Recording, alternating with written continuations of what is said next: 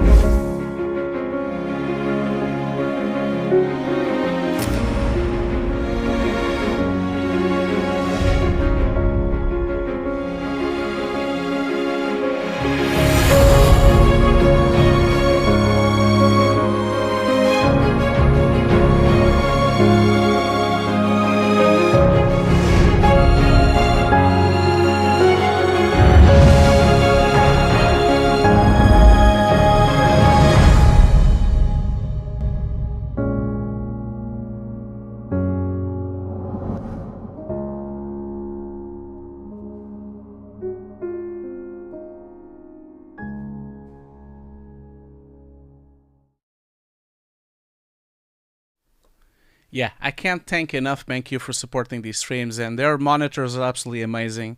With that in mind, actually, if any of you are interested on buying a monitor from BenQ, just contact me. I do have a 10% discount that I can give away to people if they want. So just contact me, and I'll send you the code. So I'm very happy to help with that. Also, before we start, I just wanted to mention really quickly that the podcast Hugo's at Hugo's Desk, which is the VFX Notes podcast, has a new episode.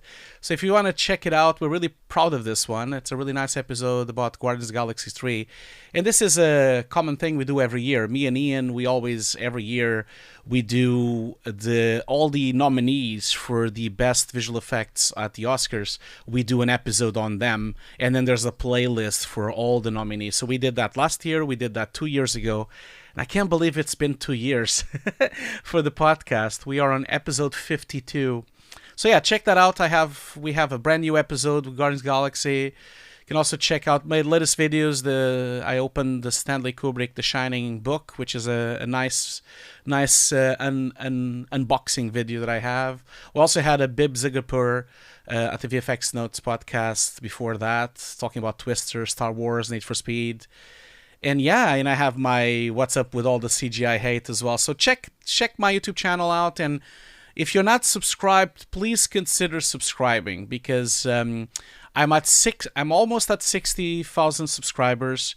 It would be amazing to get to 100,000, because if I get to 100,000, we get certified on YouTube, and also I get a nice plaque proving that we have 100,000 subscribers. And besides that, we get extra support from YouTube, and I have access to more support as well. So if you're not subscribed, consider that. And if you have friends that maybe would like my content, just make sure you ask them if they are subscribed already. It will be lovely if I could have them all on Hugo's Desk. It would help a lot the channel. It would really true, and it's free. It's absolutely free. But yeah, without further ado, let's just start the show. So the link, that's right, the giveaway. I forgot about that. That's important. Yeah, right. So let's see here. So if you want to be part of the giveaway, 2 Nuke courses for free. Remember, my Nuke course is over 100 hours long. It's a really really complete course. So go there and check it out. That's the link. I'll give one of them halfway through the stream.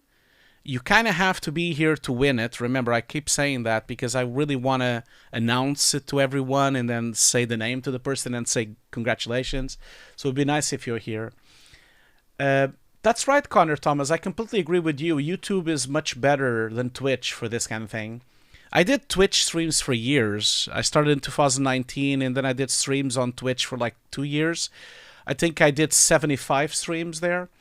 And it was good at the time. I think, because of COVID, it was just a different thing. But now YouTube is so much higher quality. It's just different. It's just better. I just don't even, I can't even consider.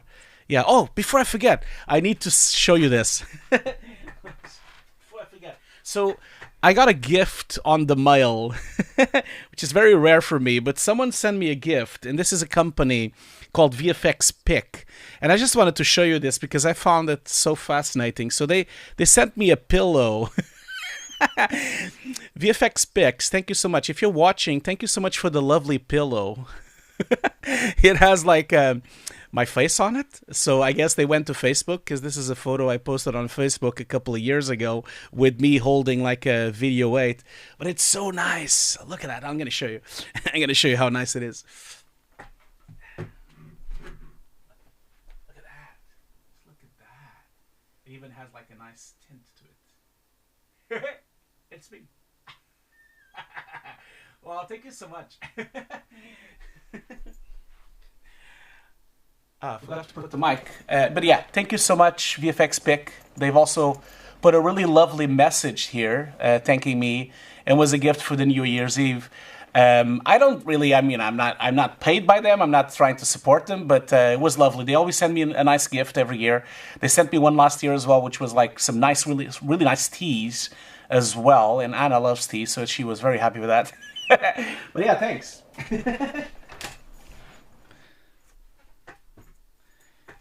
I just thought it was gonna be nice to show that because it's just like absolutely crazy that you print your face on a pillow. Maybe it's a thing in India. I don't know.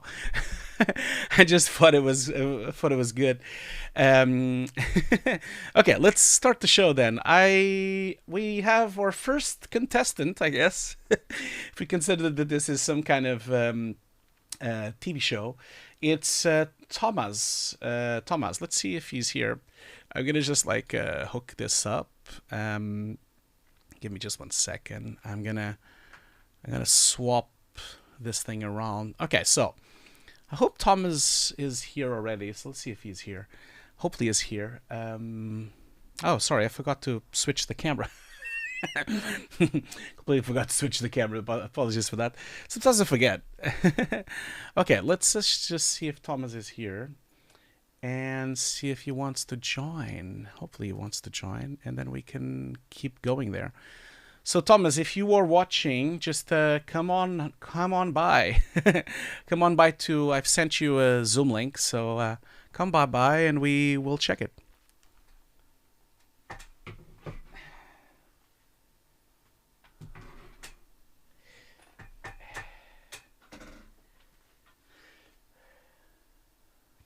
I'm gonna swap. I'm gonna just tell him that I'm here so he knows. Oh yeah, here we go. Now we see him. Okay, let's just see here. Hello there. How you doing? No problem. Okay, I think everyone can hear you now as well. So, hello there. How you doing? Hi, I'm fine, fine. How are you? I'm very good. I'm just gonna like put it so that everyone sees you as well. So yeah, thank you so much for joining today. Was I mispronouncing? Is it Thomas or Thomas? You can say Thomas. It's perfectly okay. What is it? The actual? How should I say it? It's Tomasz. Tomasz. But, Okay, cool. yeah. Oh, excellent. Yeah. Well, Tomasz, thank you so much for joining today, and really appreciate you joining the stream. Thank you for having me. No, of course, not a problem. You're very welcome. So tell us a little bit about yourself before we start the review. Like, tell us a little bit about what you do, where you're calling from, and yeah, give us a little bit of an intro. Yeah, so I'm Tomasz. I'm from Poland. I work for a company called Juice, and I'm VFX compositor. I'm somewhere between mid and senior, I guess. It's not very concrete in my company, but I feel like somewhere in between. Yeah, and I'm Cool. we're doing mostly, I mean, some also movies and also commercials and TV series Okay. and all kind of And how stuff. long have you been at Juice? More than 7 years Oh, now. cool. Excellent. Yeah. Excellent. So you're not a junior then? Not at all. No, I don't think so. So tell me a little bit about what are you up to now? Like you have this showreel. We're gonna see it in a minute. And so what's the purpose of the showreel? Are you just showcasing your work, or are you actually looking to move, or you're looking to get new Um, work? What's happening? yeah, so basically, maybe let's start with this. I have two versions of the showreel because Okay. I'm expecting your comment that I don't because I have two places with where it's supposed to be my contact info and all this stuff. And for the public version, I decided to skip it. So this is like only my internet site address and that's it. So the public version is to show off, but I also want to show it, search for some clients. I would probably want to search for some opportunities in movies, Okay. so for some contracts or something like that. Okay. Okay. And so are you like the reel that you sent me, is that the one that doesn't have your contact then? Is that like Yes. the okay, okay, cool. So this is Um just everything is exactly the same. It's just this one detail. okay, okay, cool. Well, that's good. So you're happy for me to show it then, I guess. Yeah, sure. You're happy for to show it. Okay. Let me give me just 1 second because I noticed on the chat someone was complaining that the giveaway link is broken. So I just like want to make sure Sure. it's hope up and running. Apologies for that, because I told people to go into the giveaway and then it turns out the link isn't broken. So I don't think we have mods today. So apologies. I have to do this like in the run. But here, that's the normal link that should be now working. So yeah, so now that one is working. So yeah, apologies for that, Thomas. Sure. Okay, cool. And okay, I'm gonna put the reel going in the background there, so that we can all watch it. Remember that I'm not gonna put sound if you don't mind, Yeah. because I get like YouTube is just a difficult beast, and sometimes they kind of like bring the stream down if the music is very well known or something like that. So I don't want to have that risk. So I'm Yeah, sure. gonna, if you don't mind, I'm gonna just not have that. So I'll just have it looping while we're talking, and I'm assuming people can find your reel on the web anyway to watch it with sound. So yeah, so I'll put it there. So let's just see here. So I'll put it going in the background in loop, so that we can talk a little bit about it while we are discussing. And before we jump into the reel, like what's going on in Poland? Tell us a little bit about that. Like I've been there a few times, been there once at least, but is it like a big visual effects industry? Does it do a lot of things? Tell us a little bit about that. How's that going? Yeah, I think um, with the visual effects industry, especially for movies, I think it's starting to grow now in Poland. So, like in case of, for example, game cinematics, we have Plattish Image that is one of the biggest in the world, I guess. Yeah, So they are that's true. doing Yeah, that's true. I know a some lot of really people amazing that work stuff. there. I know a lot of people that work there. I have Yeah, a lot of friends there. Yeah.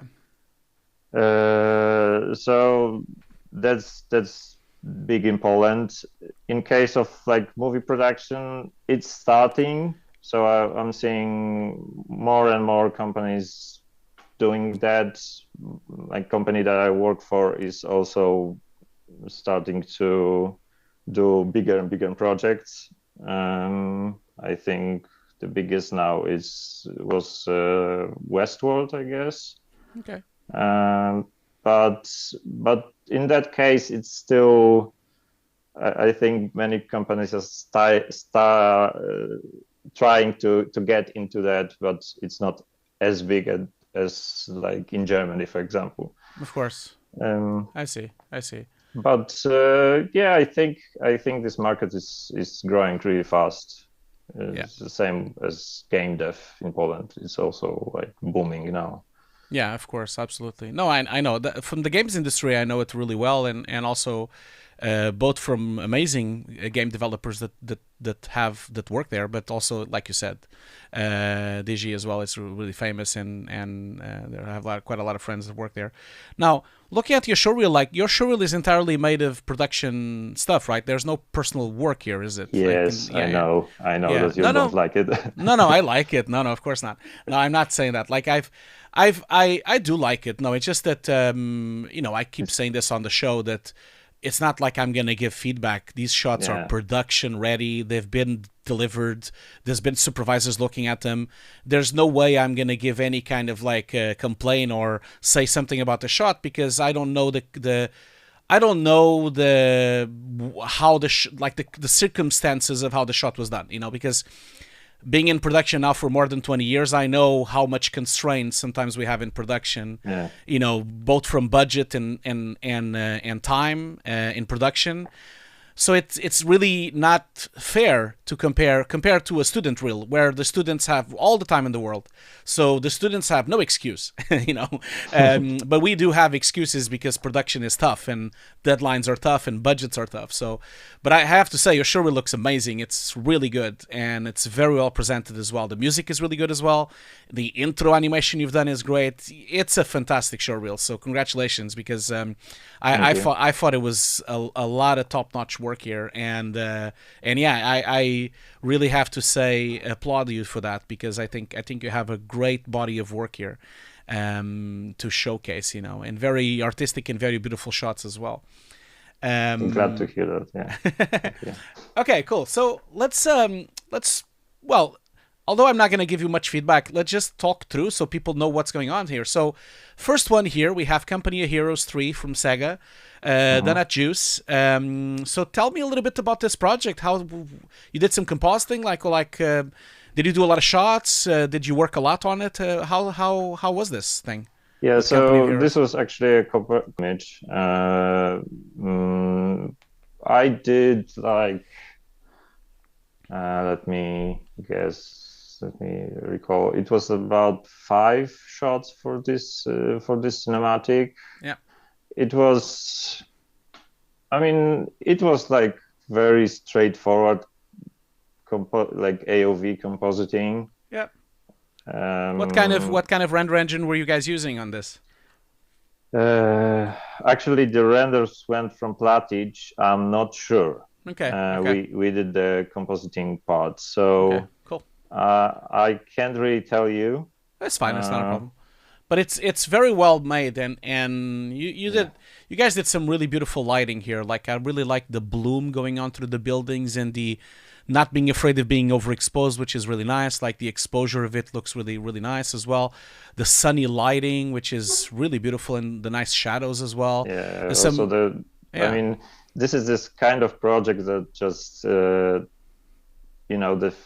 quality of the 3D is so good that you know, it's just like giving only this final touches, like as you said, adding this bloom somewhere, just color grading it slightly, and just adding some fixing some small problems. But this is like the case where 3D renders were really good. So yeah, you already have a lot nice to strive. And I also like the fact, and I keep saying this to my students, I like the fact that there wasn't any abuse on the depth of field. Like, there's always this common practice of putting depth of field too much, and because in reality, when they shoot this for real in films, if they're using something this wide, showcasing such a wide shot, they wouldn't have a very low f-stop anyway, because it would just look like a miniature. So it's a nice thing that it's kind of focused and very subtle depth of field, which is really nice. It just gives it more realism. I have to mention one thing that is happening on the chat here, that someone is saying, oh, is it better to have just personal work? I didn't mean that, Connor. I didn't mean that it's better to have personal work on the showreel. In fact, it's the opposite. Your showreel should have as much production stuff as possible, because that showcases to the recruitment people that you've worked on projects, in real projects.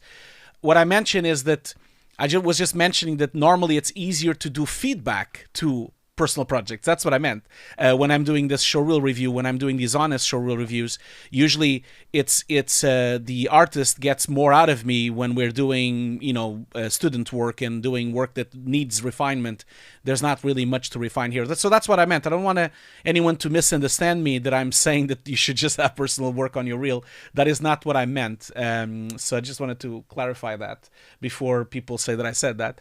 But yeah, I think this is lovely. The only thing I would say, like, out of my own thing, like, if I was doing this, or if I was part of this production whatsoever, the only thing that I feel that kind of maybe it's not as photoreal as everything else might just be this fire that is inside this building. That's the only thing that, in my view, it's not completely there, and I think maybe it could be the simulation maybe needed more resolution. Maybe the lighting should have been done a different way. It's also tough because it's in shadow, so it's also not an easy thing to do because it's pure daylight, and so the lighting of it probably would have been subdued by the sun anyway. So that's the only thing that, like, when I look at this shot, it's the only thing that kind of makes me like, that could have been a bit better. But again, I must say I wasn't part of this production, so I can't like I have no idea what constraints there was on the production, deadlines. I'm sure everyone did the best they could with the time they had, so yeah, that's a good point, I guess. Yeah, exactly. Okay, so tell me a little bit about this second shot from Juice again, Breakthrough Films, The Peasant. This looks beautiful. So what's going on here? Is this like a short film, or is it a film? Or no, it was actually Polish candidate for Oscars this year. But wow! No luck. Oh, it was on the short list. Yeah. I'm sorry. I'm sorry to hear that. So you guys went all the way to the 10 last short, the 10 like the Bake Off with 10, and then it was nominated for the last 5. Is that okay? Yeah. Well, you should be very proud. You got to the 10. That's very rare already, because there's like thousands of short films sent every year to the Oscars. So, this was actually this was like a full-length movie. It was very interesting process because starting it's an adaptation of a very well-known Polish novel, The Peasants. And the process was really interesting because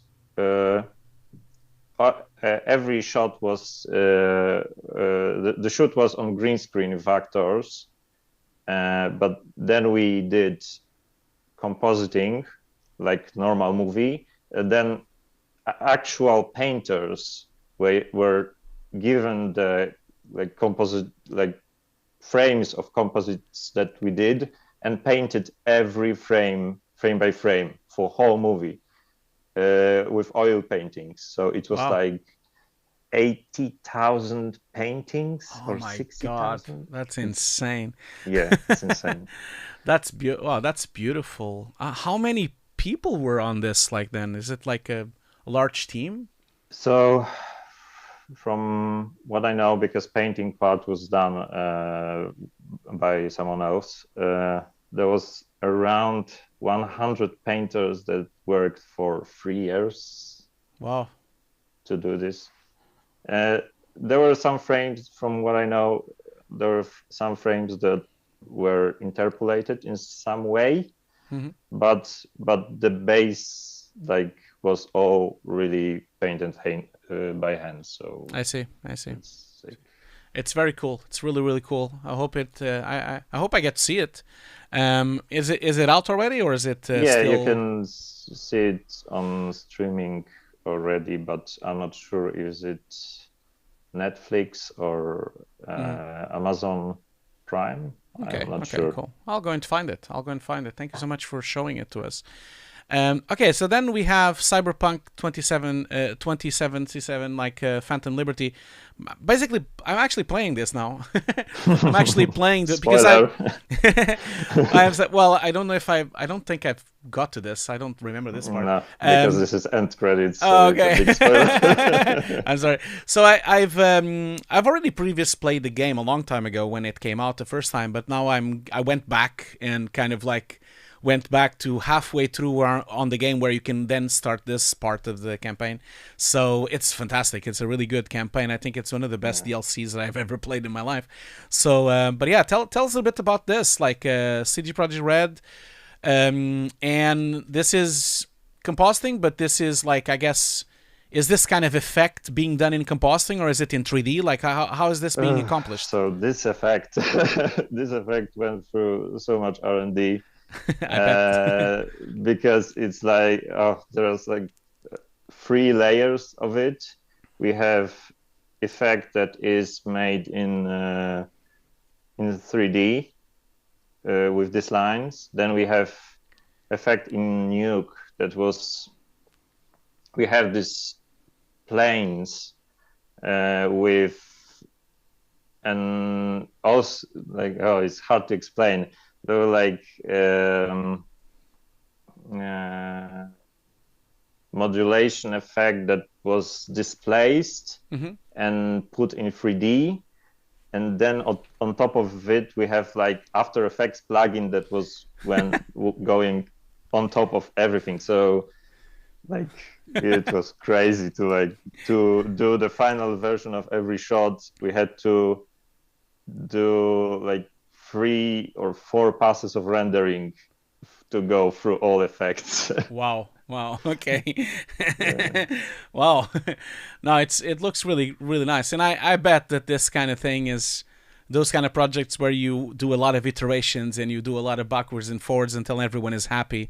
This is the kind of project that is always, because it's so artistic and so stylized, it's always tough to get like everyone happy and everyone on board. But yeah, there was a lot of back and forth. But yeah, of course. I think all the team was really, really happy with the final result. Yeah, it looks great. And I just finished the Phantom Liberty and cinematics I worked on. I directed a cinematic for The Crew, which is a game that came out like 10 years ago from Ubisoft. yeah, no. And I love that game. I love racing games. So anything racing, even if it's not good, I'll love it anyway. But I was so happy because my name was on the credit. You know, I directed the trailer and the cinema, and the cinematic is actually in the game. So if you leave the menu for a while, like if you just leave it on and don't do anything to the game, it will then play my cinematic. And I was so happy. Oh my God, everyone is watching it. Every time they leave the controller on the table, it just starts the cinematic. Oh, and I was so bummed out because Ubisoft delisted the game, so you can't buy the game anymore because it's a live game, you know, so it's played with a lot of people. And the game is now ending service, so on the end of March, it will be gone forever. No one can ever play it. And I was like, ah, man, my trailer will never be seen now. It's on my YouTube channel, at least.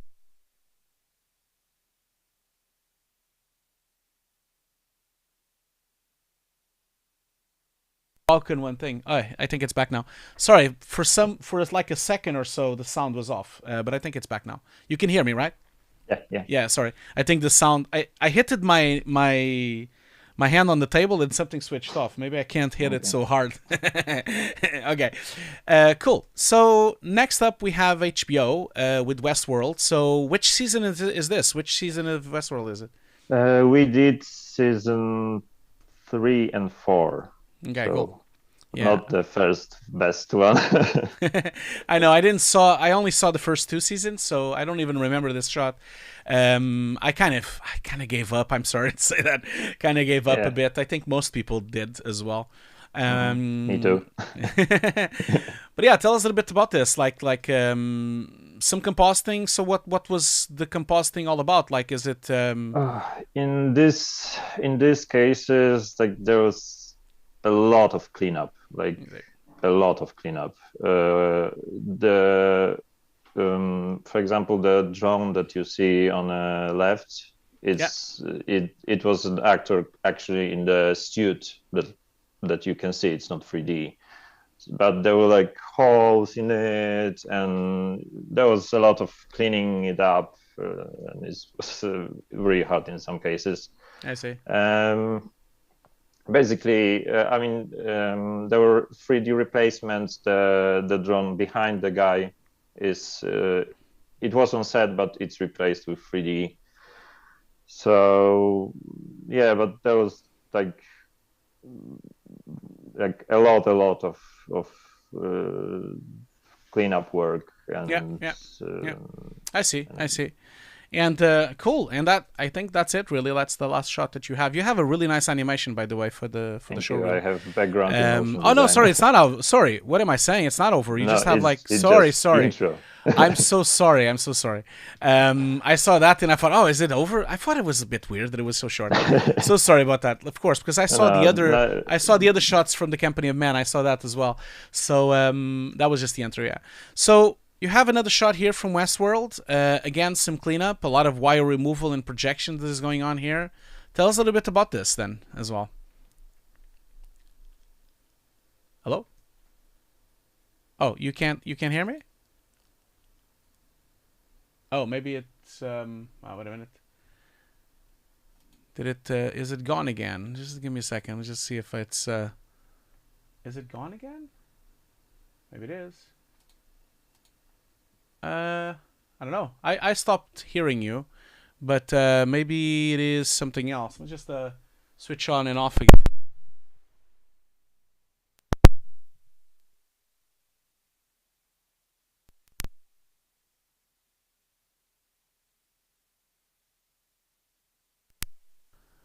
Can you hear me now?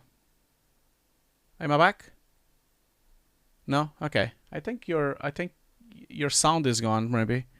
Because I can't hear now? you. Yeah, I can hear you now. Yeah. Yeah, sorry, my headphones broke. Oh, it's not a problem. It's not a problem at all. I thought it was again me, but I don't think so. It was me this time. Okay, so I was just asking, like, besides the removal and the projection and a lot of denoising as well, because the plate is really noisy. Because it was shot on film. Oh, I see. And so, how was it doing this? Like, it's a lot of work. I can see that. How was this? Very well made, by the way. So it's quite tricky shot to do for like simply cleaning up the wire, because it was basically the only thing that had to be done here. Yeah. But the wire, as you can see, was like swinging from left to right. So yeah.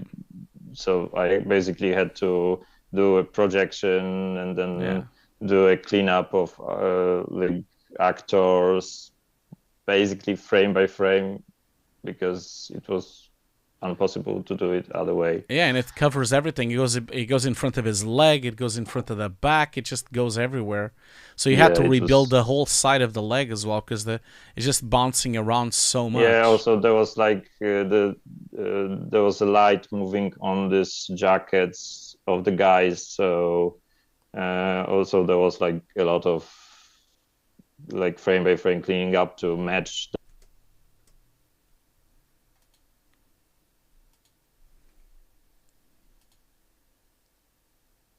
Oh, I lost him. Not always like caring that, oh, there is something wrong. They were just going with it, and then we were fixing it. So yeah, there was a lot of really tricky shots. But from the other hand, like there was a challenge, and it was satisfying. Yeah. Yeah, of course. No, I bet it, because it's a really, and I'm very happy that you can show it, because a lot of these shots that we do in production, when they are this complex, sometimes we can't show it, or sometimes the breakdown didn't came out or wasn't approved. So I'm really glad that you get to show it, because it's a lot of really nice work here. So very much the type of work that you want to see on a compositing showreel for sure, and kind of the bread and butter of what we do almost every day with cleanup. So yeah, congratulations. It looks great. And do they actually end up sending the guy off the roof? Is that what they do? I don't. I mean, I don't know. Because I didn't see the. You didn't see the season. So I have no idea what. I didn't want to put you on the spot there. Sorry about that. I was just was wondering. Oh, did they throw him away or not? I think they were only like trying to scare him, from what I saw in maybe that. Next shots. So, but I have no idea. Cool. And then we have next shot, the girl in the astronaut, compositing, wire removal, and CG. Like, I'm assuming that's CG integration of that thing. Yeah, it is like that thing, whatever that is. I don't know what that is, but it's like a little robot. Or I never seen this show. Is this a TV show or is it a film? It's a TV show, and it's a Polish TV show. So I see. There is a big chance you never saw it. Yeah. What's interesting in this shot is that the transition, he's like doing this little stealth mode, I guess. So this effect of he turning transparent is made entirely in comp. I see. So there was no like second plate of this robot being transparent and the first plate being not transparent. It's just one plate, and I used some distortion passes and this grid to make some specs inside and things Cool. like that. So. Yeah, looks great. Looks really good. Cool. That's a really nice effect to accomplish in compositing. Was it like done by hand, like by just doing grades and mass, or did you actually do any projections or any 3D was involved on Nuke? You mean like in compositing? No, there wasn't. There wasn't 3D in Nuke because I had all the AOVs, and I just mixed some AOVs and used normal pass and things like that to just distort the image around the geometry. I see. I wonder why did they even bother to put the wire up, because it's a great reference to have that little metal thing there. The wire, because they what they did on a plate was the wire was, they were moving this thing. So I'm not showing the full original plate, but they did like they put the thing on a wire and moved it in space. I see. So it was reference for the like movement of the robot later. Okay, cool. I see. Cool. Then next up you have another shot from the Sega project, from the Company of Company of Heroes 3. Yeah, gorgeous shot, really gorgeous shot, with really nice lighting, some really nice, I mean, some amazing CG and rendering going on the first guy. Not so sure about the third guy, but maybe it's like on the guy that is on the back, they probably didn't spend as much time as the first main guy. That's probably the main dude or something. But it looks terrific. It's a follow-up for the other shot, though, because it's on the same street than the other one. So, but yeah, looks great. If anything, the only thing I would say is that there's a little bit of noise happening on the motion blur sections, like the specklers and the noisy going on some of the specs. But very common thing. That's a very common thing in Redshift. Maybe this is Redshift. It could be. I had this problem all the time at the last cinematic I directed for Sniper Elite 5, which was also rendered in Redshift. We had exactly the same problem. We could not, for the life of me, get the samples to disappear with all the specularities and all the little dots. We ended up like denoising them on the UVs and then painting a few of them, because some of them would just not go away. So we had to like paint them hand by hand on the shots once we were more ready with the shots. But Redshift is notorious for having a bit of noise on the motion blur, so it probably isn't Redshift. At least it looks like Redshift. But the shot looks terrific. Love the depth of field, and the motion blur is looking really nice, and the little nice rim lights and sun. It's really lovely. Really good shot. Good work. Really proud for this cinematic too. I mean, it's fantastic. It's really fantastic. I haven't played the game yet. It's just on my list of another one that I haven't played yet. The list is too long, always. No, I have to. It's too much to play. I'm currently finishing Cyberpunk, and I'm also at the same time playing a game that I didn't play when it came out, which was Ghost of Tsushima for the PlayStation 5. And I bought it when it came out in 2019. I bought it right away, and I bought it on the day of launch. But for some reason, just there was something else, and something else never touched it. And now I'm playing it. It's a fantastic game. I wish I would have played it before, because it's a really good game. Yeah, I heard of it, but also didn't have time. Yeah, it takes a bit of time. I mean, for me, like, last year, I hardly had any time to play games, especially because I played Elden Ring for so long. I was like playing. I finished Elden Ring 3 times to do the platinum, and so I played it for like 200 and something hours. So there was nothing else that I played. I just played the Elden Ring for like 4 months or something. It was stunning, by the way. Like, Elden Ring is the best game I've ever played in my life, but it consumed my life almost. Like, at some point, it was just so big. These games are so big. With big games, they're too big. Like, you don't have time for anything else. It's a bit tricky. But anyway, okay, cool. So then tell us a little bit about this. Like, Magret, King of the North. Is this a film for? It's also a film. It was Polish, Norwegian, Swedish co-production, Cool. I guess. It was historic movie, and there was a variety of different work done in this movie, Yeah. from like background replacements, cleanups, like in this, or just not even cleanups, like plate manipulation. Yeah, I don't Yeah. even know how to call it properly, but Yeah, they couldn't kill the guy for real on the shot, so yeah. you had to snap. This is a very common practice, especially on fighting movies, where they, especially if you go and look some of the breakdowns from John Wick, you see this a lot, where the punches don't land, like they're too far away from the stuntman, so they have to like move the arm so it looks like it punched. And so the same thing here, they're moving it so it looks like he's getting stabbed. It's very typical work in cleanup. Yeah. Very well made.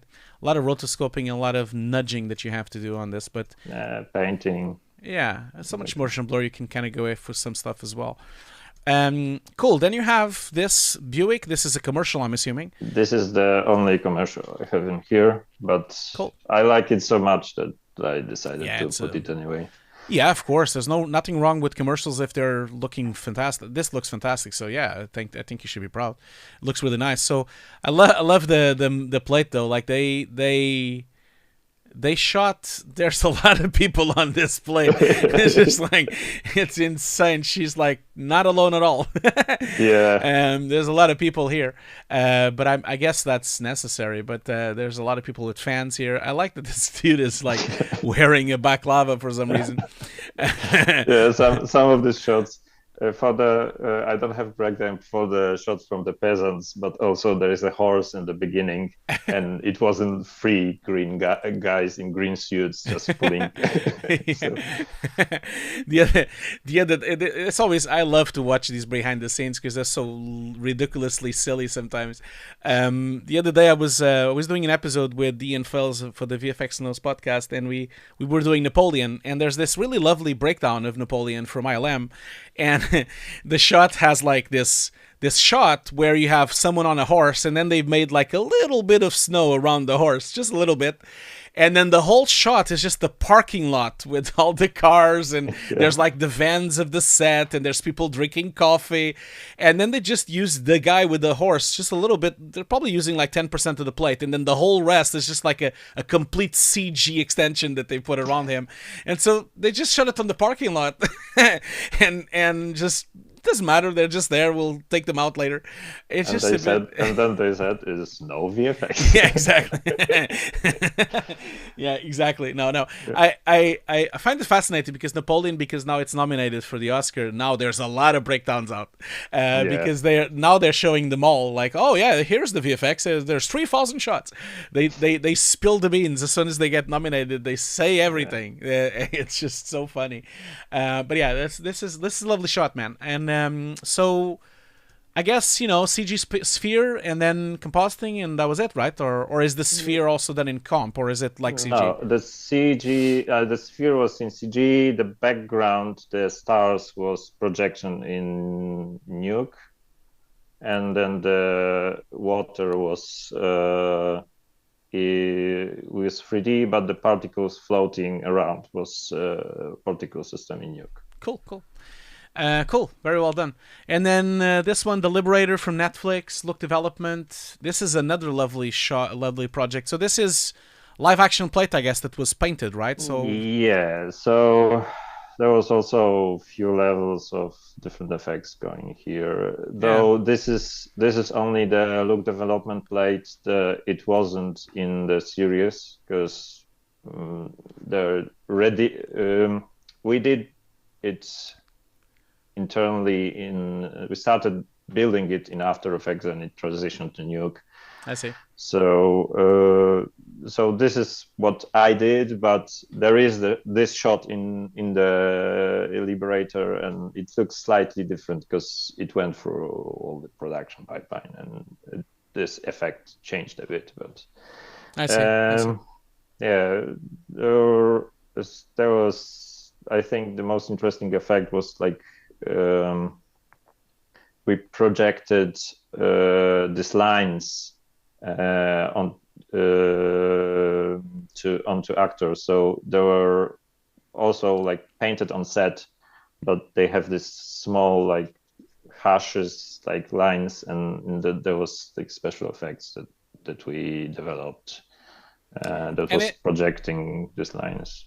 so is it like a combination of just paint over with projection? Is it like matched move? Or are you doing it that way? Like, is there a match move in 3D, or is it not? Is it two and a Um, half D or something? there was the no, there wasn't match move. No, I see. there was like it was combination of some post processes, few post processes, like doing outline, doing like posterization of the colors, and then like we had this internal effect that did all these lines in the shadows, but and they were kind of reacting to shadows and lights, so they looked 3D, but it was 2D effect. I see. I see. Cool. Yeah, so Cool. Yeah, looks great. Looks really great. Reminds me of a project I did a couple of years ago. I was doing a trailer cinematic for a video game, a mobile game, which is gone. It's not out there. It's not anymore available for the Walking Dead's franchise. And we did a trailer like this with like this kind of style of hand drawing. It was very difficult to get it. Oh, it was right. so difficult to get it approved and done, of course, as well, but get it approved, because Mm-hmm. so many opinions and so many people liked one thing and liked the other. I think that was the hardest part of the project, which is to just get the game studio and the producers and the games company and the distributor to just agree on a look that they all liked. So we ended up doing dozens and dozens of variations and versions. It was quite tricky to get it turned around, but it did finally got finished. But yeah, so Connor Thomas here on the chat is asking, he says you might be able to accomplish this using Copycat in Nuke. I wasn't. I'm not sure. Do you use any kind of copycat, or was this all handmade? And or did you try copycat or try anything like that to do something like this? There was no copycat Yeah, when this was yeah, done. yeah. Yeah, it was few years back. Oh yeah, So before that, yeah. I yeah, have to so say, and no and copycat. answer Connor here on the chat. Maybe it's me. Maybe I'm just dumb. It might be. I cannot for the life of me get copycat to work properly ever. And I tried so many times on projects, either trying to do a roto or trying to do a specific grading or a specific process or a specific keying that needs to be done. It never works, and I always end up just doing it by hand. It must be me. It must be that I'm dumb or something. I just cannot get it over with, and I'm sure some people had success with it, but I, for the life of me, have never been successful with Copycat ever. I've been successful with other machine learning tools on Nuke. I mean, I use a lot the upscaler, that I use a lot, and I use a lot the depth generator, those I use a lot, and some of the copycat nodes that are on the category I use a lot as well. But constructing a copycat system myself, I have never managed to get it to work, and I just don't know what's going on. Maybe it's my plates, or maybe it's the footage that I'm using. I mean, you see all the examples that you see the Foundry putting out, which look fantastic, but I'm not sure if there's something missing in my side. But I was also very late to Copycat, because Copycat, as probably a lot of people know, I don't use Windows. I only use macOS, and Copycat was not available on macOS for a long, long time, because it was only NVIDIA cards. But now Copycat is actually macOS native as well, with the M1 chip, the M2, and the M3. And so I've just started like maybe 6 months ago trying to play around with it. Ever since they've made it available on Mac. So maybe that's also it. Maybe it's because I need to try it more, but.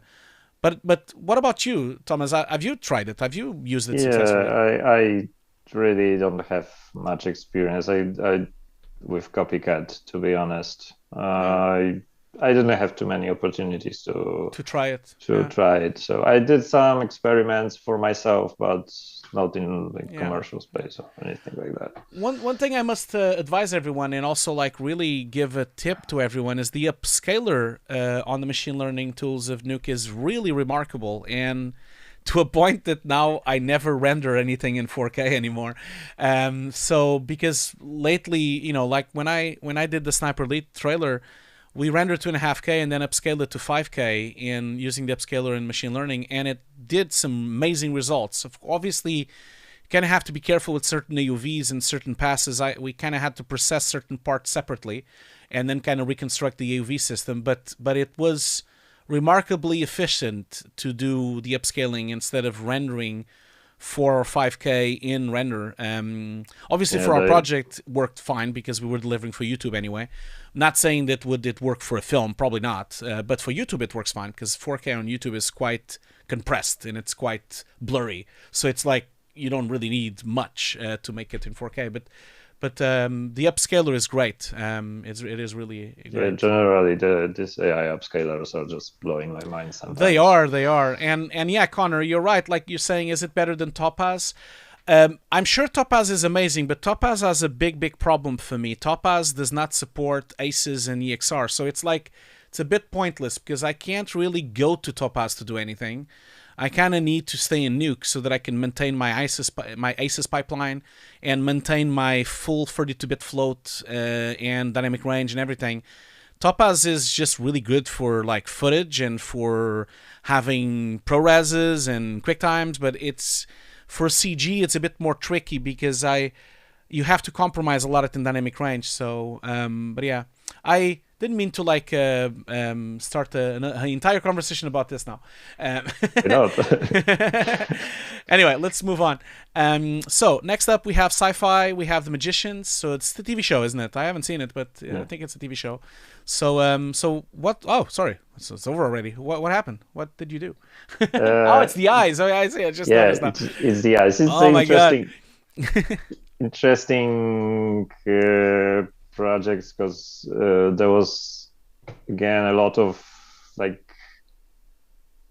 it was entirely a comp project. Yeah. So there was we had the plates and we had to manipulate all the eyes. There were twitching of the body, and it was all rotoed out, painted, and moved with some deformation tools. So yeah. It's it looks so weird. It looks so weird. It's supposed to be weird, yeah. But yeah. But it was just interesting projects to do because you had to create something from nothing, basically. Yeah, absolutely.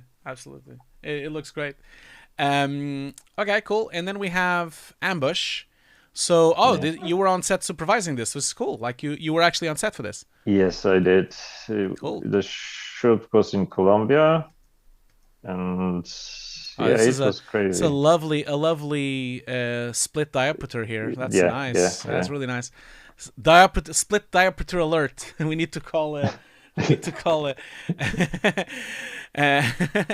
That's really cool, man. That's really nice. But of course, it's a fucking nightmare in compositing.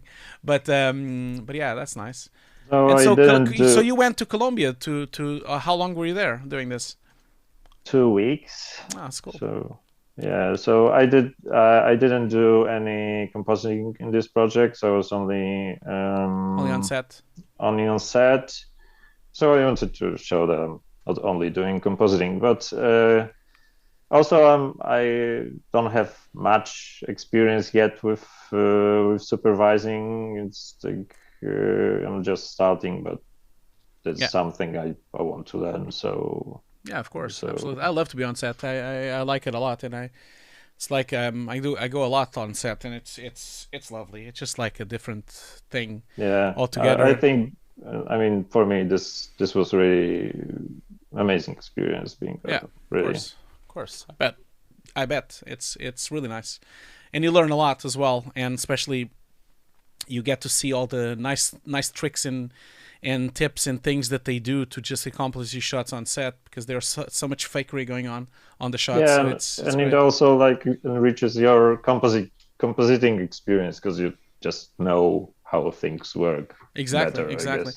And it gives you a lot. It gives you. I always advise my students to try to get themselves on set, and they can always try to do that by offering their services to a supervisor or asking to be brought on set just for learn as an apprentice. It's always a good way to start, because you learn a lot, and especially you appreciate more sometimes the choices made, because you then clearly see why they were made, because there was no time or there was another problem happening somewhere else. So it just gives you a Exactly. different perspective for compositing for sure. Cool. Now, Activision Blizzard, Call of Duty Vanguard, deep compositing. So I've seen this trailer before, so well done. It's really nice.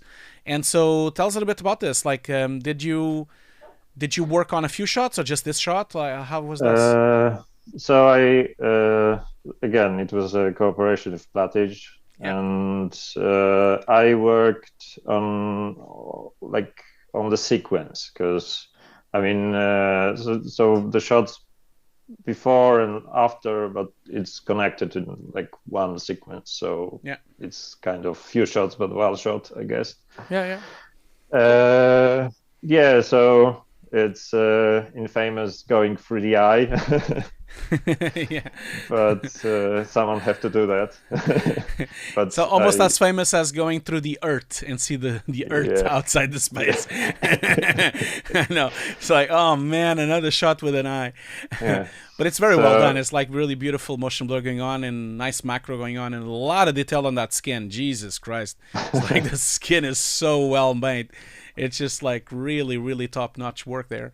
mm, Um, oh yeah, man. I try to also because whole like I'm cutting here because but the like going through the eye was done in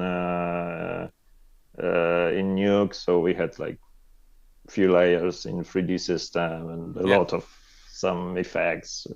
Yeah. So I wanted to do it at least a bit more interesting than standard going through the eye. Um, but I hope it looks cool, kind Yeah. of. It does. Uh, It does. yeah, but also it was one of the first project that I did in deep, so like commercial projects with Yeah. full deep pipeline. So the depth of field and everything is Yeah, it's just it's so much. I love working on deep, but not always I can convince my clients to do so. Like I've. I mean, it's heavy and Yeah, but it's it's so slow. much worth it. It's so much Yeah. worth it. I just don't really understand how can someone be doing a CG thing without deep these days. I just.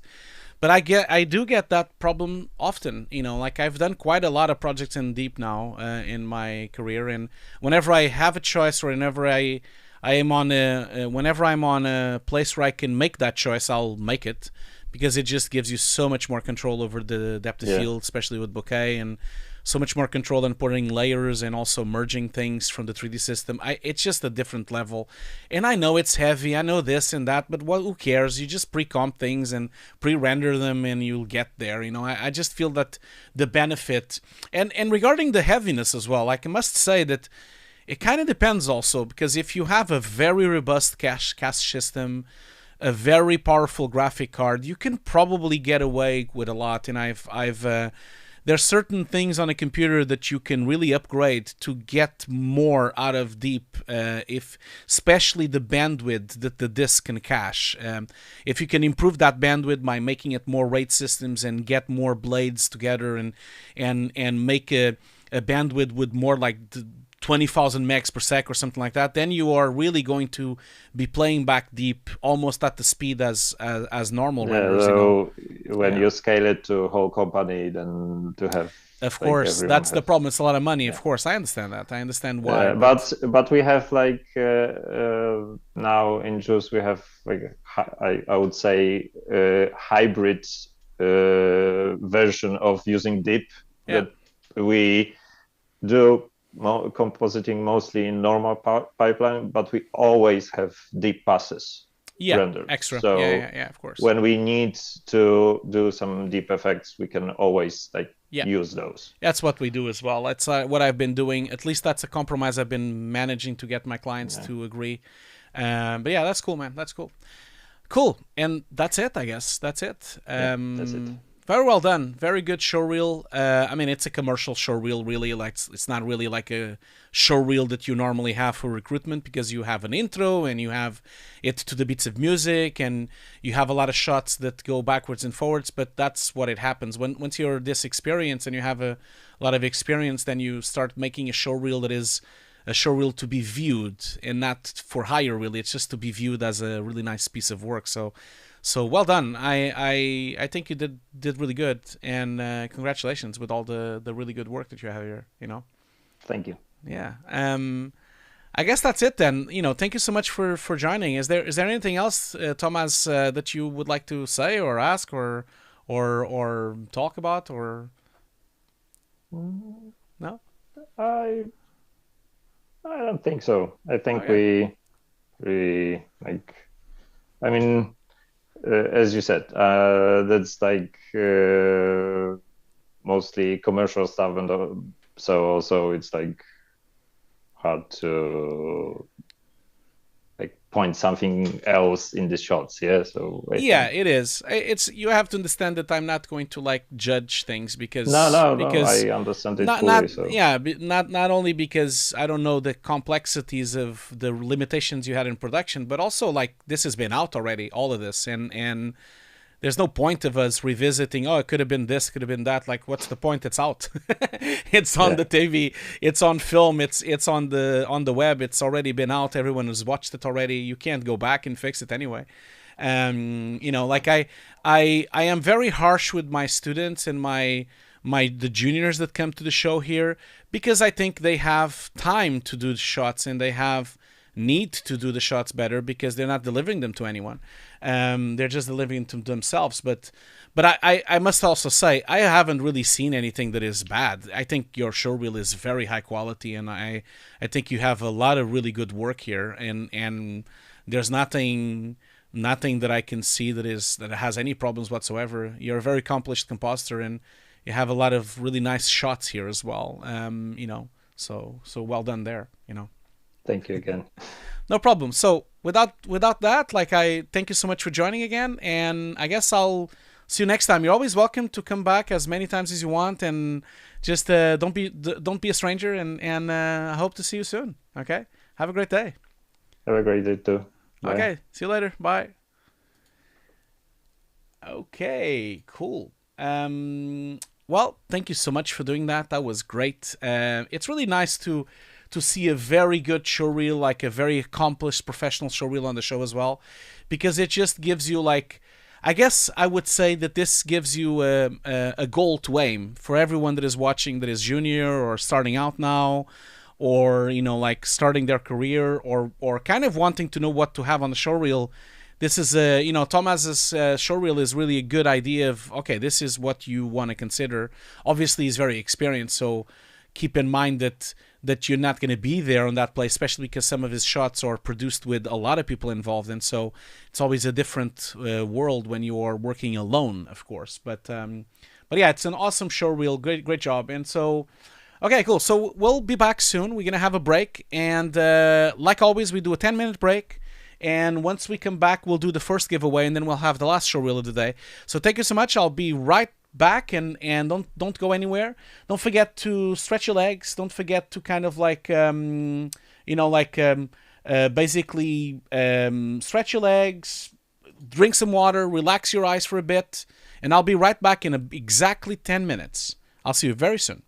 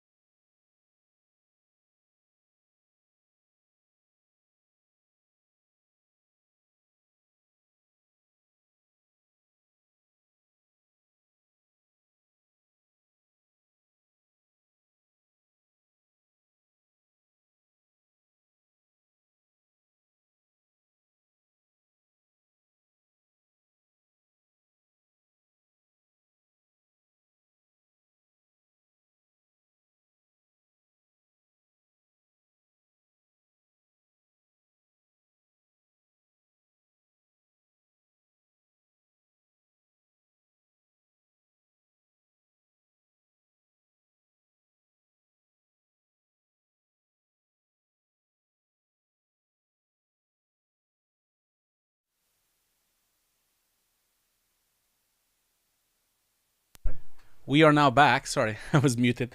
So yeah, thank you so much for everyone still being here. Much appreciated. So, like I said, we're going to do a giveaway now, just one of them, and then we'll do the last reel of the day, and then we will the last giveaway. So I've already gave the link many times, so I'm gonna give it again to see if people want to still last minute get into it. This is a giveaway for my Nuke course. I'm giving 2 Nuke courses today. Always remember that if you are interested in my Nuke course is quite large. It's like 100 something hours, 150 classes. I have 2 courses, so if you are interested, I have oh, I'm getting like an error here. What is that? I'm getting an error of lag on my. Hopefully it's working now. Yeah, I just like got an error saying that it was lagging, but I think it's gone. It's good now. I think it's back. Or maybe not. Do people see my video? I hope they do. Yeah, I think it's back again.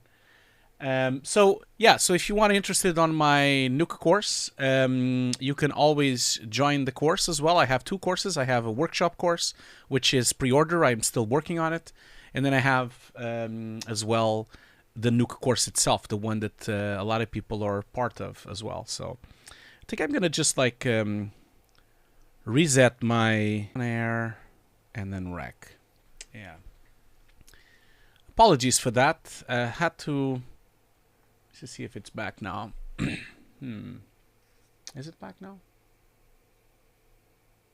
I think it's back now. Apologies for that. I had to restart the stream. Restart like my box here. Because this thing here, you know, like what I have here, the Blackmagic Mini Extreme ISO, this thing was crashing. So I had like warnings on this thing. And it was just like blinking red. And so it went down, the stream itself. So apologies for that. It's back now. I don't think you can... I actually need to like remove the slide because it's on top of this, so you can't see. But you can see it on here. It's right in front of me here, this thing. But yeah, so apologies for that. The stream just went down. But I'm back now. So as I was saying, if you're interested, there's the link of my course and, of course, the giveaway. But let's do the first giveaway of the day. And then let's do the last showreel review. So I'm gonna go and do the thing here. Just give me a second. Winners. We just opened that up. So hopefully it's working better now. I'm gonna draw the winner. I'm just gonna draw one winner. Let's see if that works. Okay, so let's see, who is it? Who is it? Give me 1 second. I'm copying the name. Okay. So the winner of the Nuke first course. So winner of the first Nuke course is...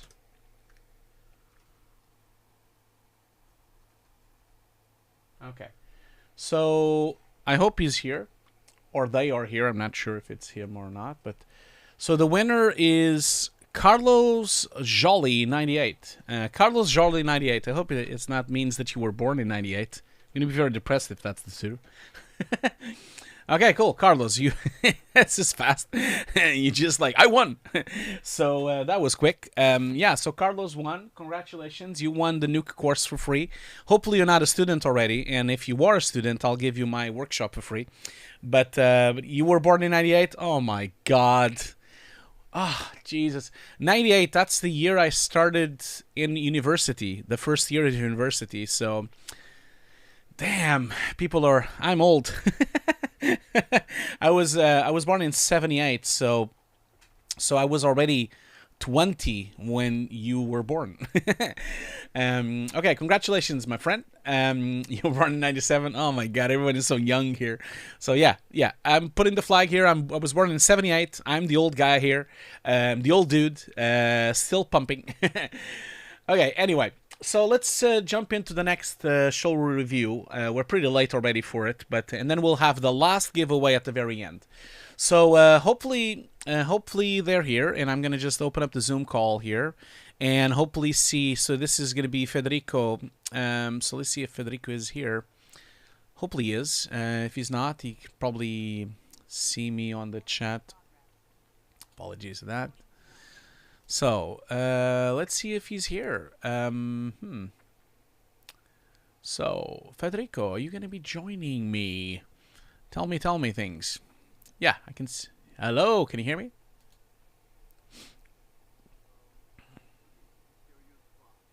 You hear me twice? Okay. Oh, that's not good. Apologies. Maybe you have to. Yeah. Yeah, mute the stream, please. Yeah, because you're gonna see a delay there. Yeah. Yeah, we do see. Yeah, we can see you. Just not. That's perfect. Okay, cool. So I'm now sharing this with everyone. So now everyone can see you and they can hear you as well. So yeah, here you go.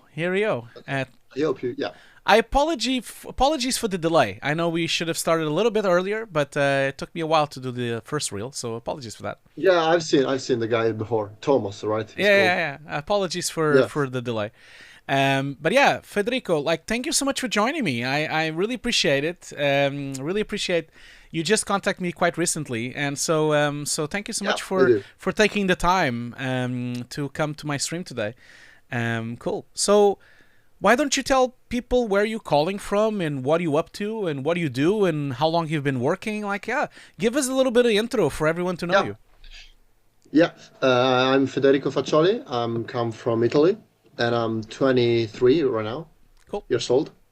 And I'm come from Bologna, which is like a city in Italy. It's like near to Venice, more or less. Cool.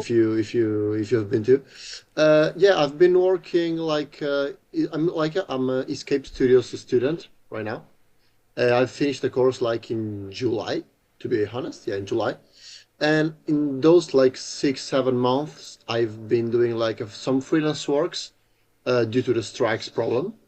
Yeah, for the short film called Life of my professor, which is probably my professor, which is called Socrates Sinos. Oh yeah, I know him. Yeah, Sinos? yeah. Yeah, exactly. He is like I think he worked with you back in the day. Yeah, I don't know yeah. when. Exactly. I used to be a teacher at Scape as well for a very long time, so I was a teacher there. Yeah, that was 10 years ago, but I was there. I was a teacher at Scape for 5 years in a row. Cool. Like, yeah, I think there was the first time I did teach there was 10 years ago, and then I left like soon after. Like, I stayed there for 5 years. Yeah. Cool. So I know him. Great. Yeah. So it's like I'm working within his like short film. So cool. I have to have like more work to show in my LinkedIn and my Showreel. So you will see also in my Showreel some shots. Yeah, cool. So yeah, it's like some real production shot. Of course, it's like a quite small production. It's not a giant production, but at least it's like something to show. Cool. And tell me a little bit about Scape. Like, are you doing the course physically here in Britain, or are you doing it remotely? Yeah, I've been doing it in Britain, like in London. Mm-hmm. I was in Holborn because like right now the studios of Escape is like going to Greenwich. But yeah, they're gonna move. Yeah. Yeah, they've been moving because they are not under Pearson anymore. So yeah, I've been doing it in Holborn. Yeah, like 1 year ago almost. And yeah, right now I'm working like remotely, of course, due to the visa problem in UK. Yeah. And this is the fact. Okay, cool, excellent. So I'm gonna share my screen. So never mind the stream because the stream is so delayed that it's no point you looking there. I'm gonna share my screen in Zoom so we can do it between the two of us here, and everyone is watching my stream, my screen anyway. So I have. Can I close the stream? Yeah, you can, or you can minimize it or close it, or you can do whatever you want there. Yeah, we're not gonna. Okay. I'll be doing it through Zoom here, so everyone is watching my desktop, so everyone is gonna see what you're seeing right now, Okay. and Cool. so that way you can still everyone can see it, and you can see my notes and me pointing at things and everything. Okay, so I'm going to loop your showreel in the back. I'm not gonna put sound because Okay. I always get a lot of problems with copyright strikes in music on YouTube, so I'm Yeah, not don't gonna worry. bother. Every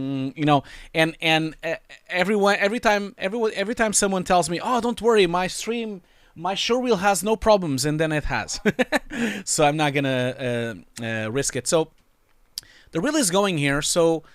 Before we go shot by shot, tell us a little bit about this. So, is this your reel that you're already sending out to get work, or is this a work in progress? Is this finished?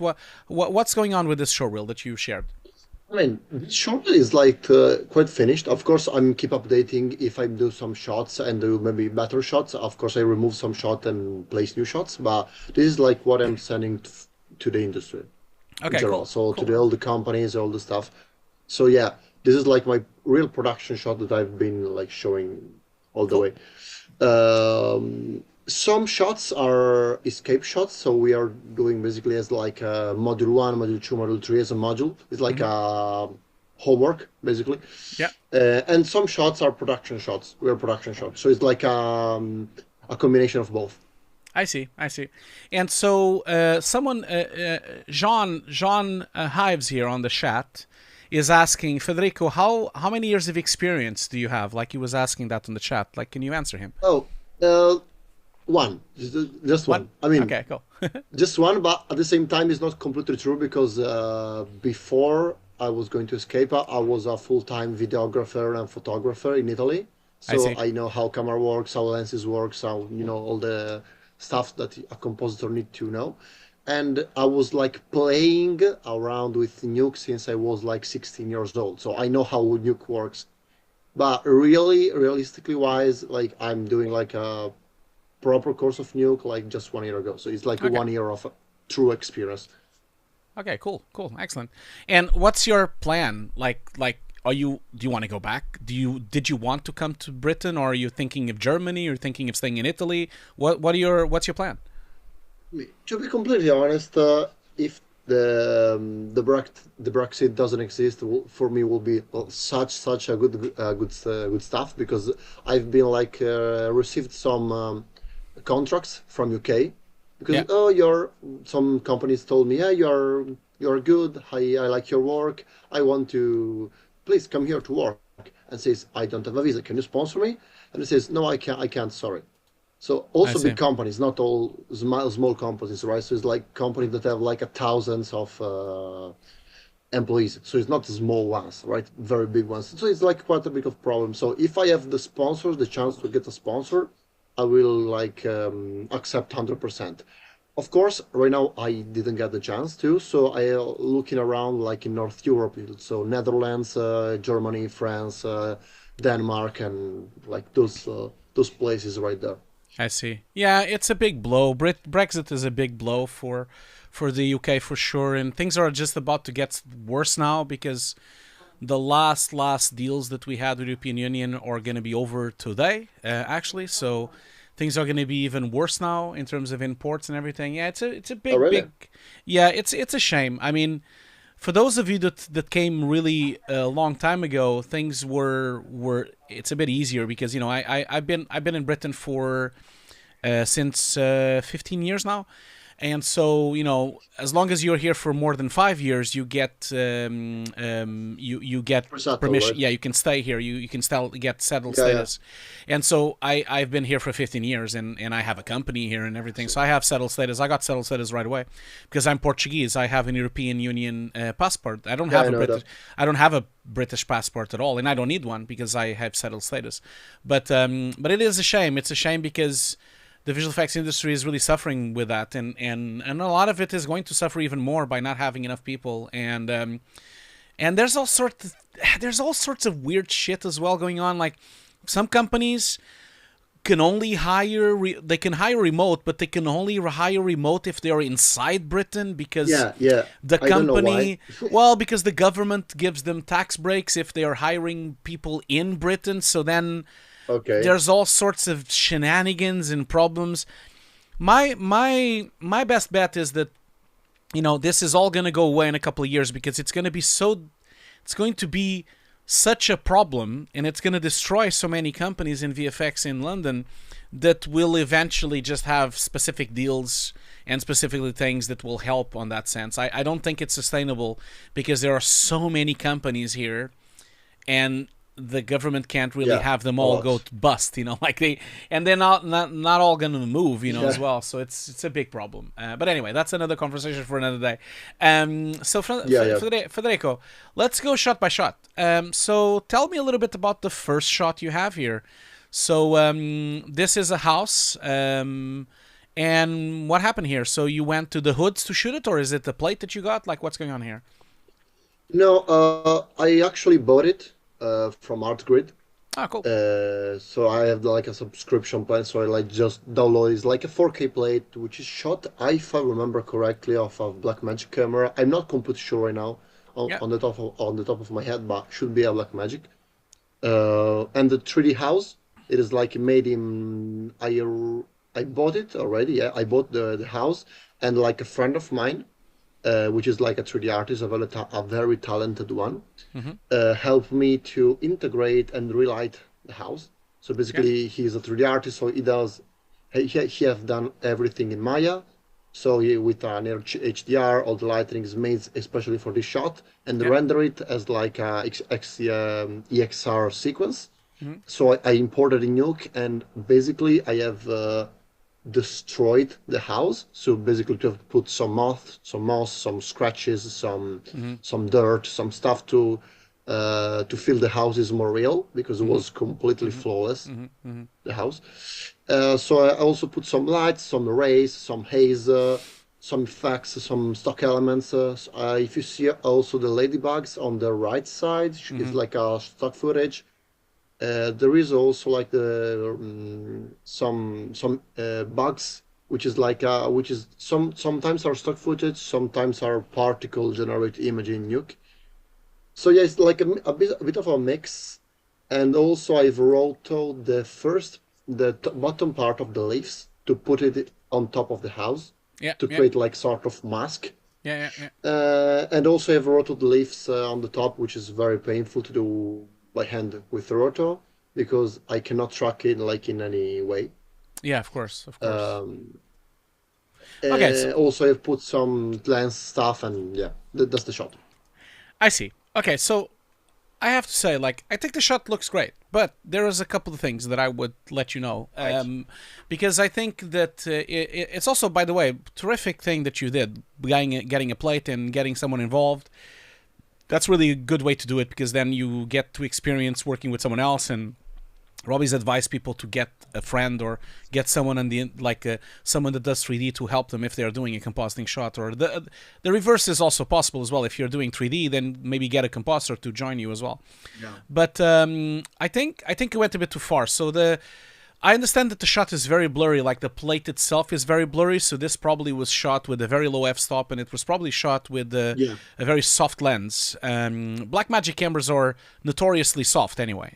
They are very soft because they're not very good. Like they're very cheap. And so, but I do think that your house is too blurred. I say this because I know you're trying to follow the plate, but I think you went a bit too far. The house looks too soft. It looks a bit too soft, and you have resolution enough not to make it so soft, because if you look at the breakdown, you can kind of see that you have a lot of detail there anyway. And in a way, you have to think about this, that I know you're following the plate, but there's no house there. And if this was shot for real by a DOP, if they were shooting this with the director of photography there and a crew, and they were shooting this house on this forest, they would have focused on the house, because the house would be there. Right. The house would be the object to show. Unless there's a person walking, like imagine if there was a person walking here in front of the house, then okay, maybe then they would focus to the person, and then maybe do a rack focus to the house. But there is just no obvious reason why would they blur the house with depth of field. Like, why wouldn't they sharpen and have the house fully focused? And so that's the conundrum here you have, because you're following the plate, and yes, in reality, the plate should be more blurred because it looks like it's blurred because when they shot this, they shot it without a house. And so because they shot it without the house, you can kind of see when you look at the real plate here, the focus is quite shallow, like quite blurred there, but there's quite a lot of sharpness going on here on this section, mostly in the front here, and then all the way to going here. But that's because when they shot this, they didn't have a house there. So because they didn't have a house there, they were focusing more to the floor, because the floor is the only thing there that they can focus. You know, I can imagine the cameraman who's shooting this, and, you know, on the Blackmagic camera, you can do touchscreen to focus. And they probably just, like, click the floor on the touchscreen to focus to the floor. And that's why you have the floor focus, because he's probably focusing there. But if there was a real house there, you would have focused to the house. And so that's the problem, because for me, like, I there's a disconnect in my brain. Why is this house defocused, you know? So that's problem number one for me, in my view. And then, of course, in that sense, if you have to focus the house, maybe then you need to defocus the floor and fake the depth of field on the rest to try to match it. So that's problem number one for me. Problem number two, and it's not as problematic. I think it's a lot better. I'm not completely sure I buy that there is so much atmosphere going on here, because the real play, unless it's an artistic choice, and of course, if a director would ask you, if they would have asked you to put some fog, that's fine. Then you have to, because that's the director and he's in charge. But if you look at the real plate, this is the original plate. There's no atmosphere whatsoever, almost no atmosphere going on. And so you're adding atmosphere, but then your atmosphere is really just almost added to the house itself. So I'm feeling like there's so much atmosphere here and so much light coming through the bushes, but then why is the forest so sharp and not atmospheric, but just the house is atmospheric? So this is not such a big problem. I think you just need to tone down maybe by half. Just have half of the atmosphere, half of the rays, just make it a bit more subtle. And then the sharpness of the house, just make it maybe twice as sharp as it is right now in terms of the front of the house.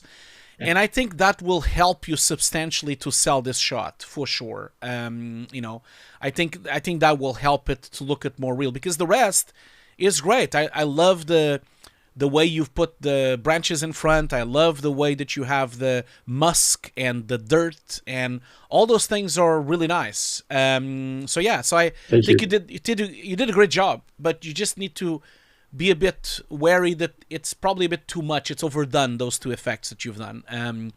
Subtlety is all about subtlety. And that's what makes it more real, you know. So I would advise you that. Apart from that, I think the rest is great. I think you did a great job. So yeah. Thank you. And I love your flies. I love your flies flying around. That's really nice as well. But yeah, go for it. You wanted to ask something? Go for it. Yeah, because like I have like an interview like a couple of months ago, and this shot is like the first shot in my reel.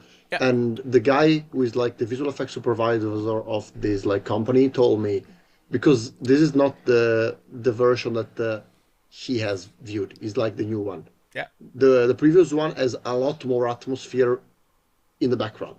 Okay. And he told me there is too much atmosphere, because like in the original plate there was no atmosphere, so it is too much. So you just need to tone down.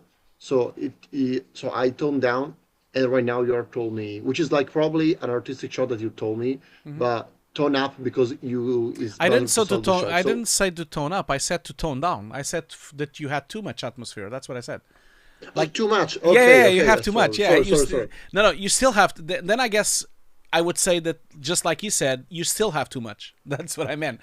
So sorry, maybe. Oh, right. Okay. No. Like, so the two notes I have is that you have the house is too blurry, and the depth of field is too strong. It's too blurry, and then there's too much atmosphere. So, like I was saying, you need to, for me, in my view, you need to cut the atmosphere by half and the light rays by half. I think it should be like half of what you have. You can have a little bit of it, but just even less. And if you had more atmosphere, then that would have been even worse. So for sure, I completely agree with the notes you got from the supervisor. That's exactly the note I would give, and I think you still have too much then in that case. Okay, good to know. No problem. Okay, so the rest is great, man. I like your flies, your little details that you put in. It's great, and so good job. I think this is very close for you to have a finished shot. You just need to tweak a few things. Okay, tell me a little bit about this car. Really old car that you have. Is this a plate you got as well, or is it something you filmed? What's going on here? Yeah, from Artgrid. All the shots you see there is like from Escape Library and the Artgrid. Is not shot. Cool. Is never everything shot by myself. Cool. It's a very high quality shot. That's why I was asking. Like, it's really, really nice. Yeah. It's like 3 or 4K. Yeah. So this is fantastic work here because this is the typical thing you want to do. Like, really complex motion blur, really complex rotoscoping, showing a moving object that have a lot of moving parts. I think you did great. Obviously, there is a few frames here and there that it slides a little bit, but having said that, because you still need to, like, depending on who's going to pick up this roto, either a compositor that picks it up or you pick it up to comp the shot later on. Right. You will then add specific motion blur to specific parts of depending what you're replacing to. So it's always wise to do what you did here, which is to leave a little bit of the edge so that then someone can, whoever is going to comp this, they can then adjust certain parts. So yes, it does slide often, a few times, especially on the wheels here, because you see that the edge is never the same. But I think it's missing the final motion blur of whoever is going to put a background. So I think it's good. I think it's good work. But yeah, well done. I think you did a really good work. And you showcase it really well. You showcase the raw plate and then just the white alpha, and then you show the overlay of it. I think it's really well showcased. If I would say one thing, would be that since you've showcased it already in such detail, I wouldn't mind seeing the actual shapes. It would have been nice for me to see the shapes of the roto, so that, because that's going to give me some information of how good you are breaking something up, because I want to know, okay, did you use a lot of shapes to break it up? Did you use very few shapes? It's always a good barometer to see if the artist knows how to prep in roto. To shape, Yeah. So I would say that maybe just consider putting that in. But this is really well done. Good. Really good work. Thank you. Okay, so then this lady having, I guess she's on like a period film or something. So what's going on here? What's again? It's the same thing, isn't it? The plate is also from that website. The plate of the Venice, which is the background, is from Artgrid, and the girl is from Escape Library. I see. Okay, cool. So this shot here, though, you have a few problems. So I think let's take it step by step. So first of all, the cleanup. The cleanup, I think you did a great job. Like, I can't really say anything. You removed it really well. Removed the people. Rebuilt a really nice floor there without really changing the plate too much. Did a good job there. I think the cleanup looks fantastic. Nothing to say there. Now, talking about the shot itself, the problem you have right now here on this shot is that your plate doesn't match the lens that was shot on this girl. And this is the distance that you get on this shot. It just looks a bit fake. Mainly because she is shot, I don't know what lens was used, of course, because I don't have that information, but it looks to me like it would have been a different lens. It looks to me like that she would have been shot with a slightly different, longer lens than the plate itself that is on the back. The plate itself on the back, it kind of looks to me like a 50 millimeter or something. And she's probably like, very wide. Yeah, she probably isn't that much. I think there's a disconnection between the lens focal of them, and that's creating my brain like, oh my god, something wrong here. And that's a common problem, and that's why when we have a plate, we tend to shoot it with exactly the same lens again so that we match it. And unfortunately, you don't have a choice there. So my advice to you, and also the angle is slightly off as well. I do think that it could be fixed in one way. You could fix it by maybe zooming more in to the back plate. I think that that would help to sell the shot, because it would make it look more like this shot that you have of her, you know. I think you're too wide on the background. And so, because you can kind of see on the, if you look at the original plate there's not much to show, but this here is just, I don't have much to go with because it's just the green and there's nothing else there for me to judge. But I just feel that the conical perspective is not the same. The vanishing point perspective, I see what I mean, is not the same. And so I think this one on the back, I would lift it up, I would move it a bit up and then zoom in more into it, so that you would maybe be by here or something. It's almost like, let's see if I can... zooming twice, you mean? I think maybe it's like, I don't know, maybe... I would say the background probably should be like by here. You know, I don't think you should be seeing so wide. You know, it's almost like... But keep in mind that she would stay in place, but the background, you would zoom in, so you would only see it through here I see. to there. I think that would help. And maybe then, with that in mind, then you probably would have had to, like, let me just clear this up. Clear all drawings. And then, I guess, with that in mind, I think if that's the case, then also the depth of field, like, you would have to go... You would have to be more defocused on the background then to match it, because then you would have the sense that the lens was closer to her, so the lens is more, you know, so then you would have to put a little bit more defocusing on the background. And I think that would sell your shot, and then you would believe more that the light is coming.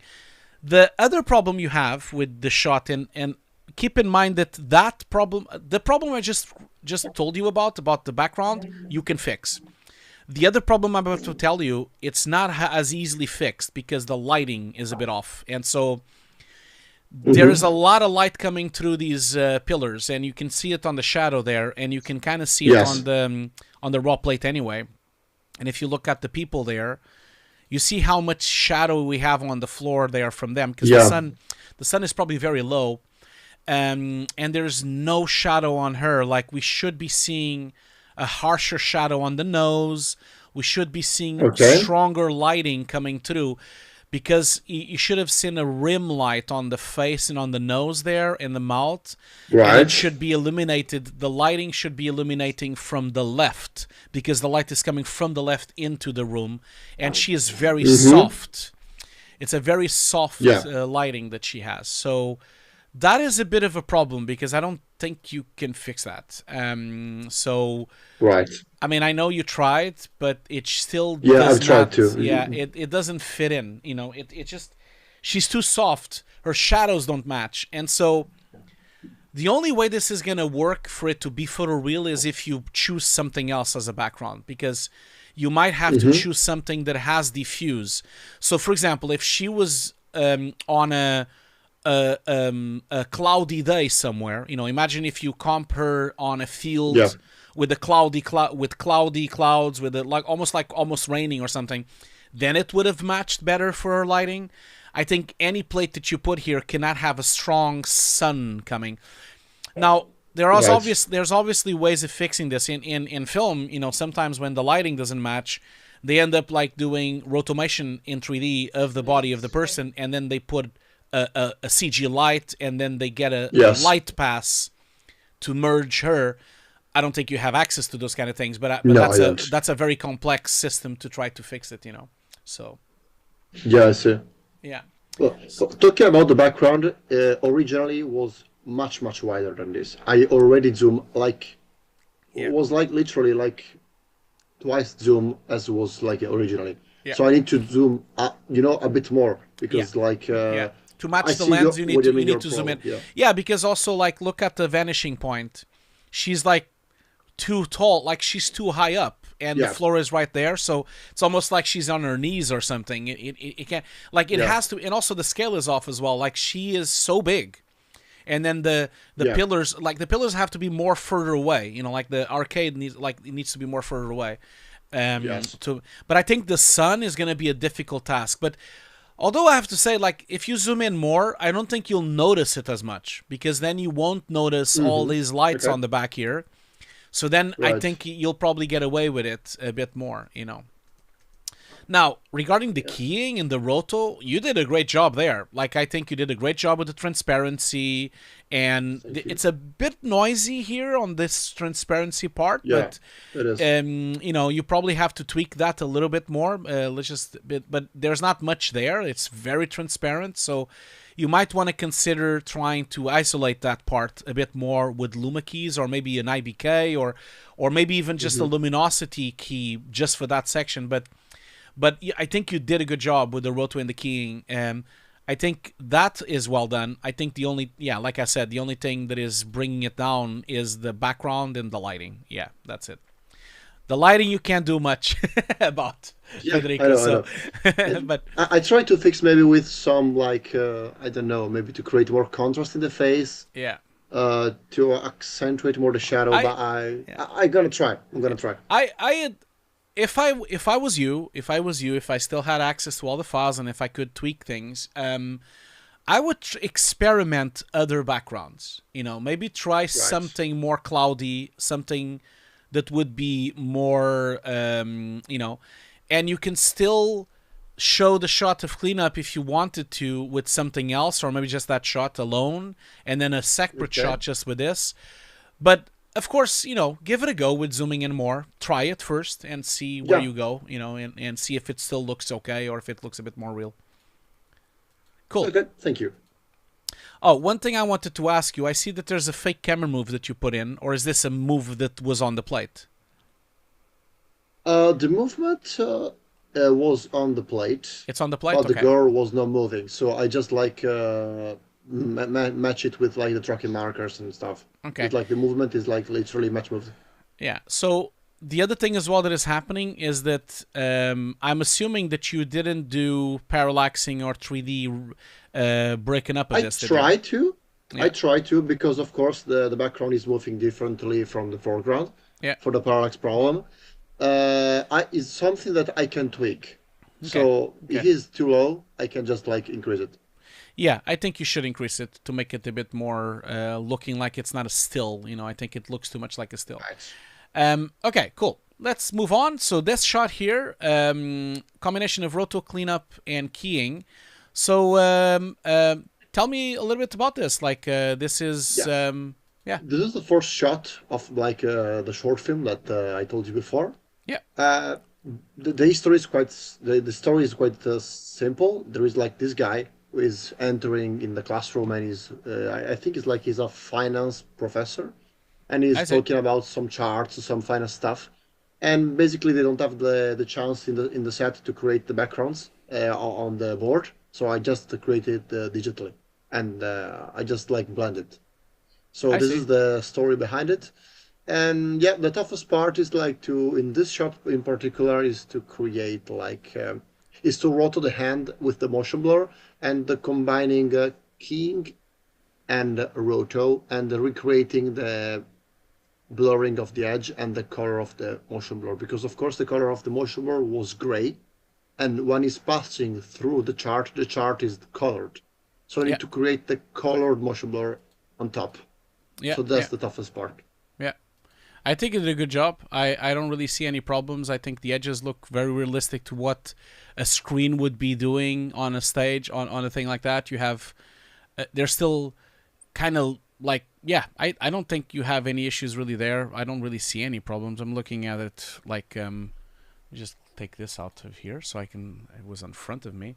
Now, one thing I must say is that I do think, I know this is real work in progress, and I understand that the short film is still happening, but I think you should present them with some kind of color correction, or a LUT at least, because this is Okay.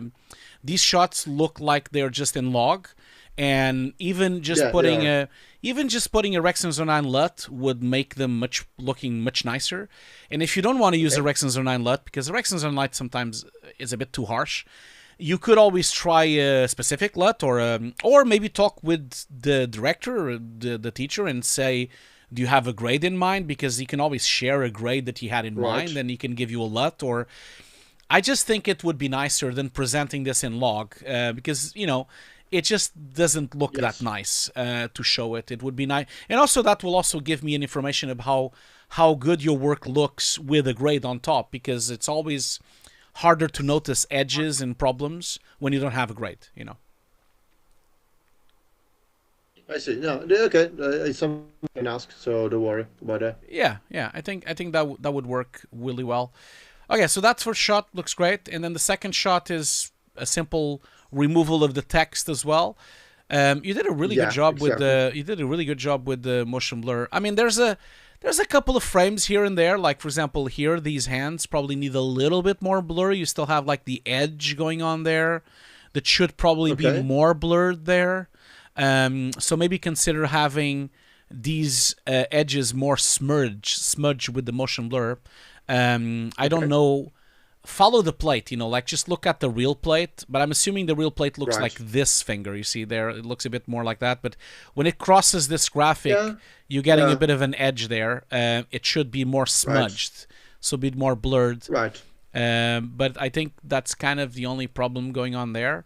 And then the next shot, simple cleanup with some nice reflections that you put in the lighting changes quite a lot, and then you change the thing there. That looks good. And there's a rack defocus as well, and that looks nice. Good work. Again, that second shot would be nice if it had like some kind of LUT as well for it as well. Oh yeah, someone on the chat said exactly the same that I just said. So Connor Thomas also says maybe a 709 LUT episode. Right. Okay. I'll do. I'll promise. You have now two people saying that. Yeah, exactly. Okay, so let's end with a bang. So what's going on here? Like this shot is quite something. So is this like for the short film as well, or is this something else? No, this is like a completely made from scratch. Also, same thing. Plate is from like I bought it, and the foreground it was from Escape folder. It's like all an artistic shot made by myself. Yeah. It's basically the background is like I think it's like a prison or something like that. Yeah. Or is and the girl in the original plate has like this green screen with the very very horror lightning. Yeah. So for me it was like it was thinking about like if he's having like some blood in the face, blood in the background with some color correction and some stuff could be like very quite realistic horror shot. Yeah. In the background, I just use some 3D tracking to create the tracking of the background. I take him some patches of the blood. I take him from Action Visual Effects. It's like free, so you can just download it without paying. Yeah. And also the things in the face, the blood in the face, it all comes from Action Visual Effects. The face was very difficult to recreate blood. To attach blood in the skin, because it's like there is a lot of impurity in the skin. There are a lot of reflections. There are a lot of like different things going on the face. So I use smart vectors to create it. Yeah. That was for sure the toughest part, for sure, cool. Even in the hair. Cool. Okay, so let me. Oh, sorry. lost my screen there for a second. Just give me a second. Okay. So first off, I think it's a great shot. Don't get me wrong. I think it's a great shot. But there's a couple of things that I would like to point out. So first of all, let's start with the background. So the background, you said this was. So is this like? Does it have dynamic range? This background. Where exactly did it came from? Is it like just what kind of file is it? This file was shot or a Blackmagic camera or a red camera, but I don't have the red files. I do have only the movie, so I don't have all the dynamic ranges. Okay, so because that's the first problem I'm seeing here. So when you look at the final shot, I think you went a bit like it looks very gray outside. I feel like it should bloom more, and there should be more light coming through that window, because the exposure, there's quite a lot of light inside this room. And so when there's a lot of light, you're exposing inside, and so the outside would be blown out. So I think I would definitely blow it more out, have more white inside here. So you would like maybe add just on that section, maybe do a soft mask and then put more multiplication so that you would fake the dynamic range. And with that in mind, you would have to do the same with these reflections here as well. So you would add a little bit more, not too much, but a little bit more on either side. This one is already very hot, so be careful with the one on the left, but the one on the right should be brighter. Right. So maybe try to get the one on the right as bright as the one on the left, and then wider on the window. Then with that in mind, I think you should have... You already had a lot of light on the shot that you removed, so she was very blown away by lighting. Yeah. But I think you went too far. I think you've made her too dark. So I'm missing a little bit of the rim light coming from that window from the back. So I think you should recover a little bit more back and have a little bit more light of this rim here and on the hair as well. So that would, and perhaps again, I think the right side would look better with more light. The left side is already almost getting overexposed, so be careful with the left side. So that would help it, I think. I really like what you've done with the face. Now, there is one thing that is really bothering me, which is the noise. So this noise that you have in here, that's not from the camera, is it? You've added that in, didn't you? Yeah, with the dust grain tool. Yeah, so... But is it matching something that you have shot, or is it matching something else? What are you doing there? If I remember correctly, I've basically chosen the area to recreate the... How we call that? To recreate the grain from the right corner. But, I mean, to be completely honest, in looking from like a stream, it is quite off. But looking I'm using like a OLED screen. I do have like a portable computer, which have an OLED screen, and the OLED screen looks great. But probably because it's OLED, is by basically switching off the pixels. Yeah, of course. I just using like the right part of this image to recreate the grain. But in this shot, I'm agree with you. Is too off. Is too much grain. I understand that you're watching it on an LED screen, but you know I'm watching here on a calibrated Rexon 09 monitor, which is production ready because I do my productions here. Okay. And so I think your blacks are like the black is off. That's why the grain is so visible. And I think that because I can see it clearly, the problem you have is that it makes it look like. Sorry, I put it the wrong thing. It makes it look like there is a problem with the sensor of the camera.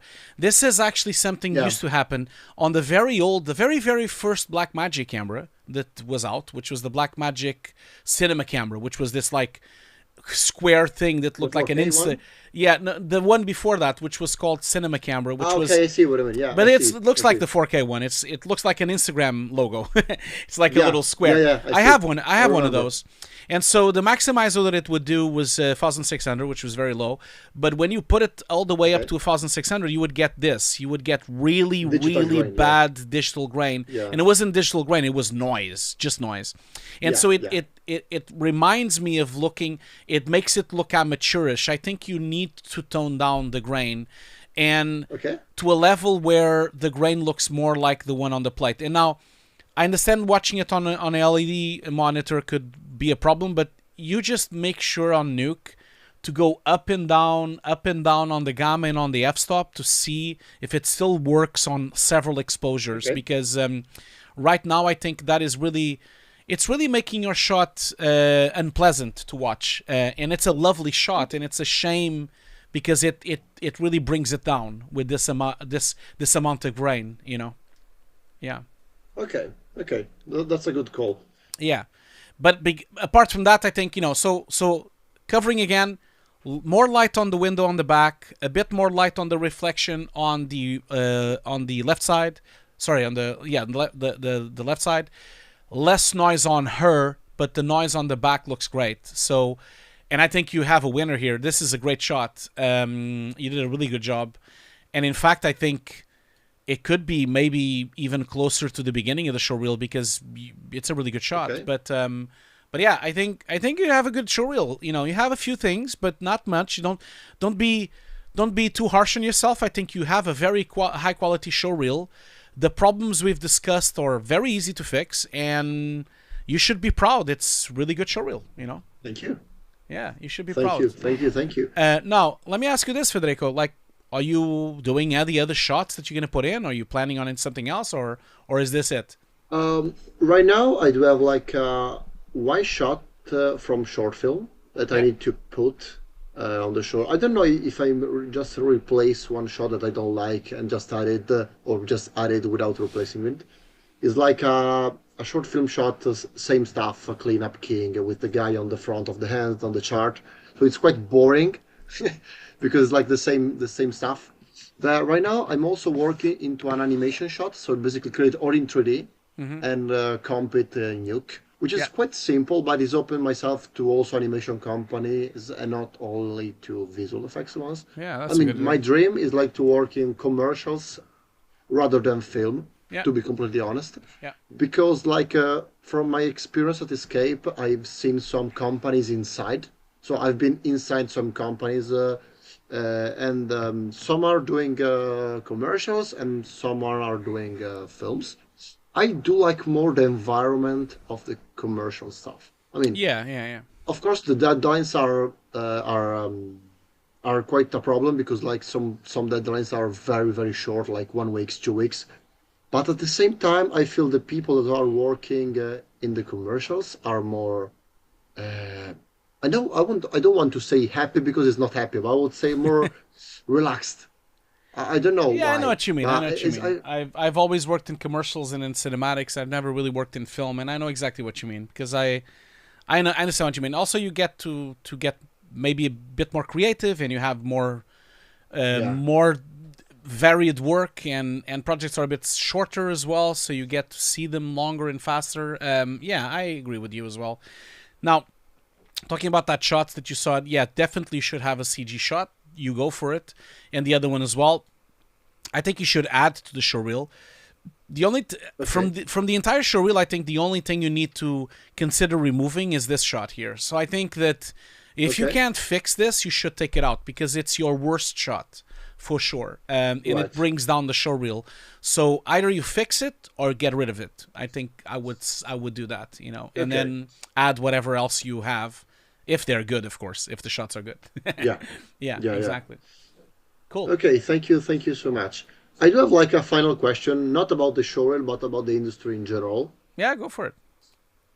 I'll It's I'll like, stop sharing. I'll stop sharing my screen. Then we can just like talk. yeah, yeah, Yeah, yeah. Go okay. for it.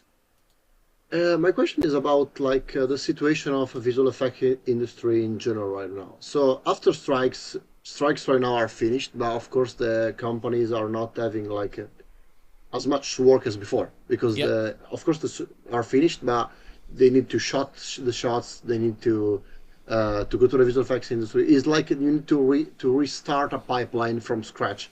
So it takes time to bring to the to what was before the strikes. Which is your main, I would say, your main tip right now for a student that are searching work? Is like to accept, for example, freelance shot, to looking around, to I don't know really. So what to do? Well, but I mean that's a complicated question. I don't know. Like I guess you just need to keep sending your show reels and accept as much work as possible. There are a lot of problems happening right now in the industry, and there's a lot of really tough things happening. A lot of people being laid off. There's a lot of projects that finished and then didn't really come through. Some companies are, and some they have some financial problems as well. I would recommend everyone to just open up the scope because you probably don't want to consider just waiting for a commercials company or a film company. I think now we are in a situation where you probably have to accept whatever comes, and there is other work that can be done in the meantime while you're waiting for that next good film or that next good commercial. You could always work in architecture. You can always work in motion graphics. You can always work in animation, like you mentioned. You can even Right. work in TV. You can work in smaller production houses and small, even maybe corporate. There is a lot of money in corporate, and corporate Right. movies have a lot of composting as well. I mean, I used to do when I started 20 years ago.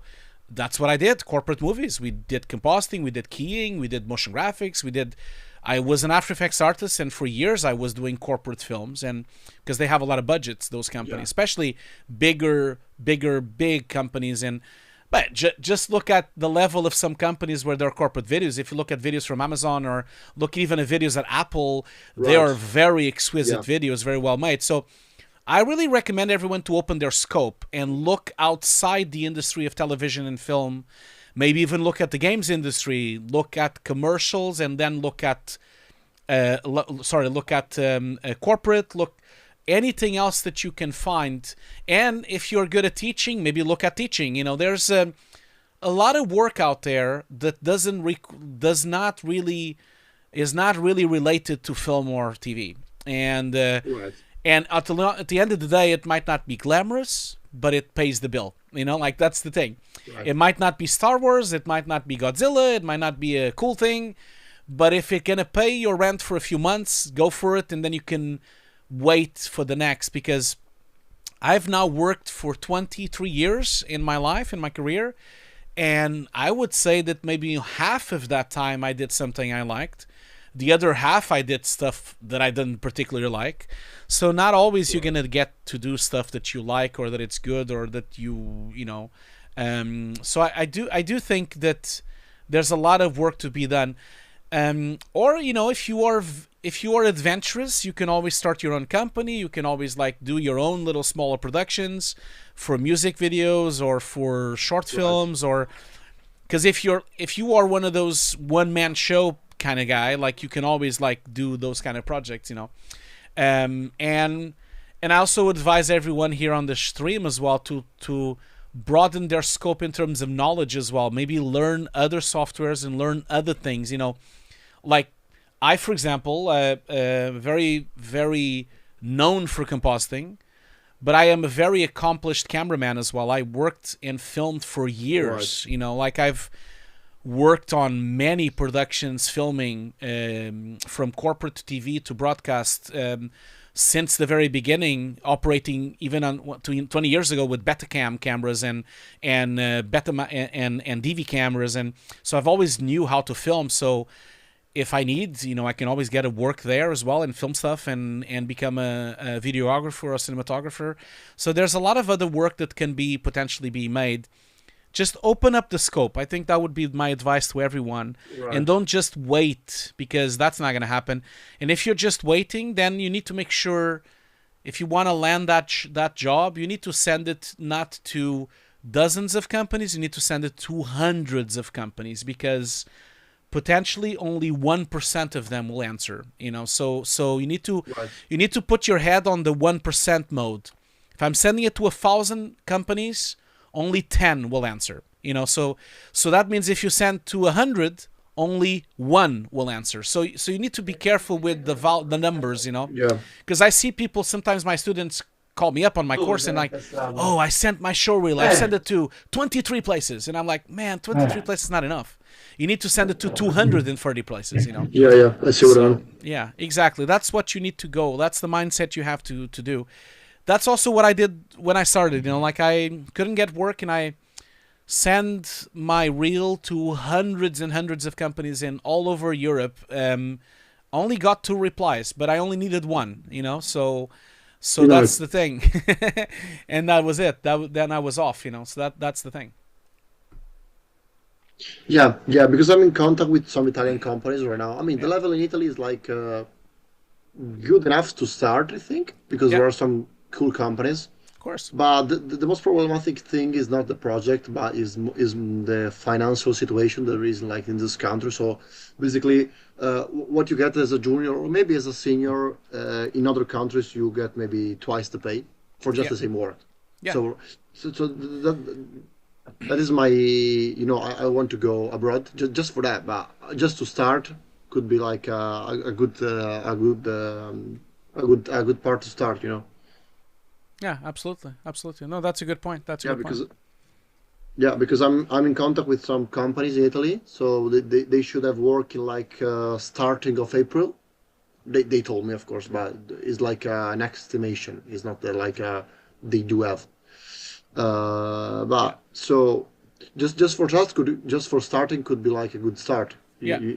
right? I agree. I completely agree. Yeah, no, go for it. Like, don't hold back, because we might not have a lot of work soon, and there's also a lot of other problems happening in the industry regarding automation and AI and the way Yeah. certain companies are cutting costs.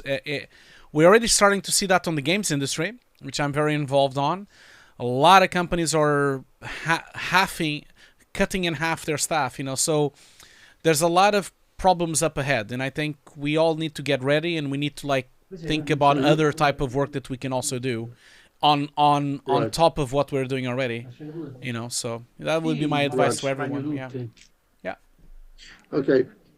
Thank Cool. you, Hugo. Thank you a lot for your Not a feedbacks, problem. and Not a I problem. will maybe get here in the future stuff to maybe Yeah. review the same showreel. Yeah, you're always welcome. If we've had many people that came back with the new showreel after notes, and so you're always welcome to come back. Just contact me, and you can bring the showreel version 2, and we can go through it again and talk about it. That's not a problem at all.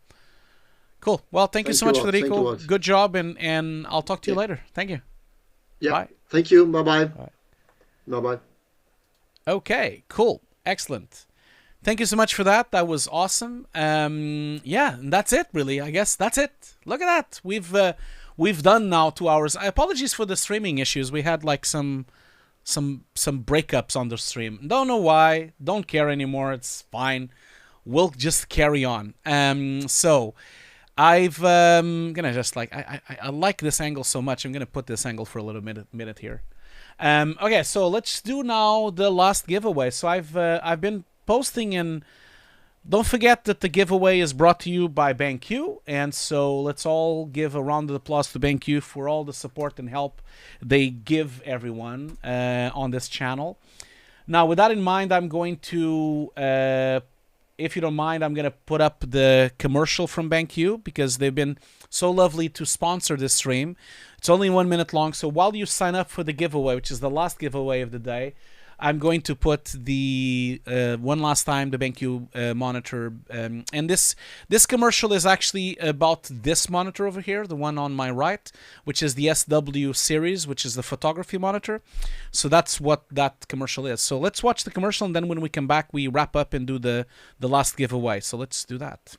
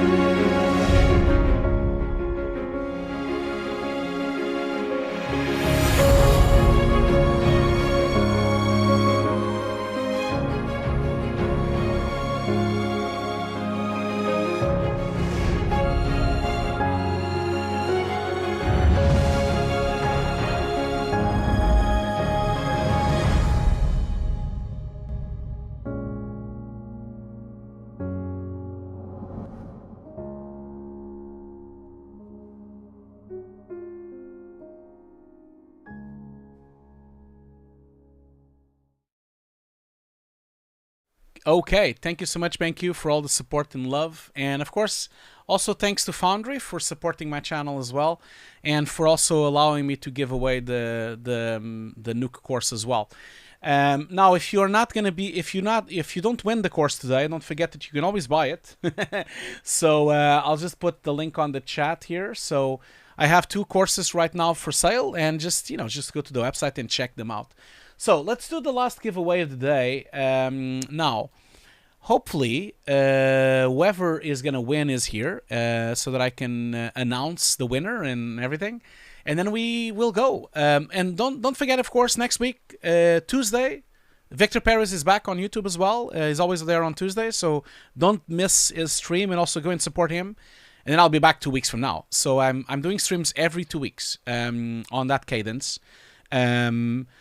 Eventually, I think actually the next one will be a Nuke composting stream. So I might start doing that making one compositing one and one showreel one and just bounce around like that. But I'll announce it on social media. Everyone will know about it, and you can go to the social media and check that out. So I'm gonna draw the last winner and see if we can get a last caller here and see who won. So let's see here. Who won? Is it hopefully they're here and we can offer up that thing, the course. So okay, so the second winner of the Nuke course is, I'm gonna just like copy paste their name here, so just need to be careful not to copy paste the email and just copy paste the actual name and nothing else. Okay, so the winner is 3D at 3D_ology. So it's at 3Dology, I guess that's how you say it. So that's the winner of the second new course. Hopefully you're here. Hopefully they're here. Just say hello or say something if they are here. Hopefully they are, and then we can do that and do the giveaway. Let me see if they're here.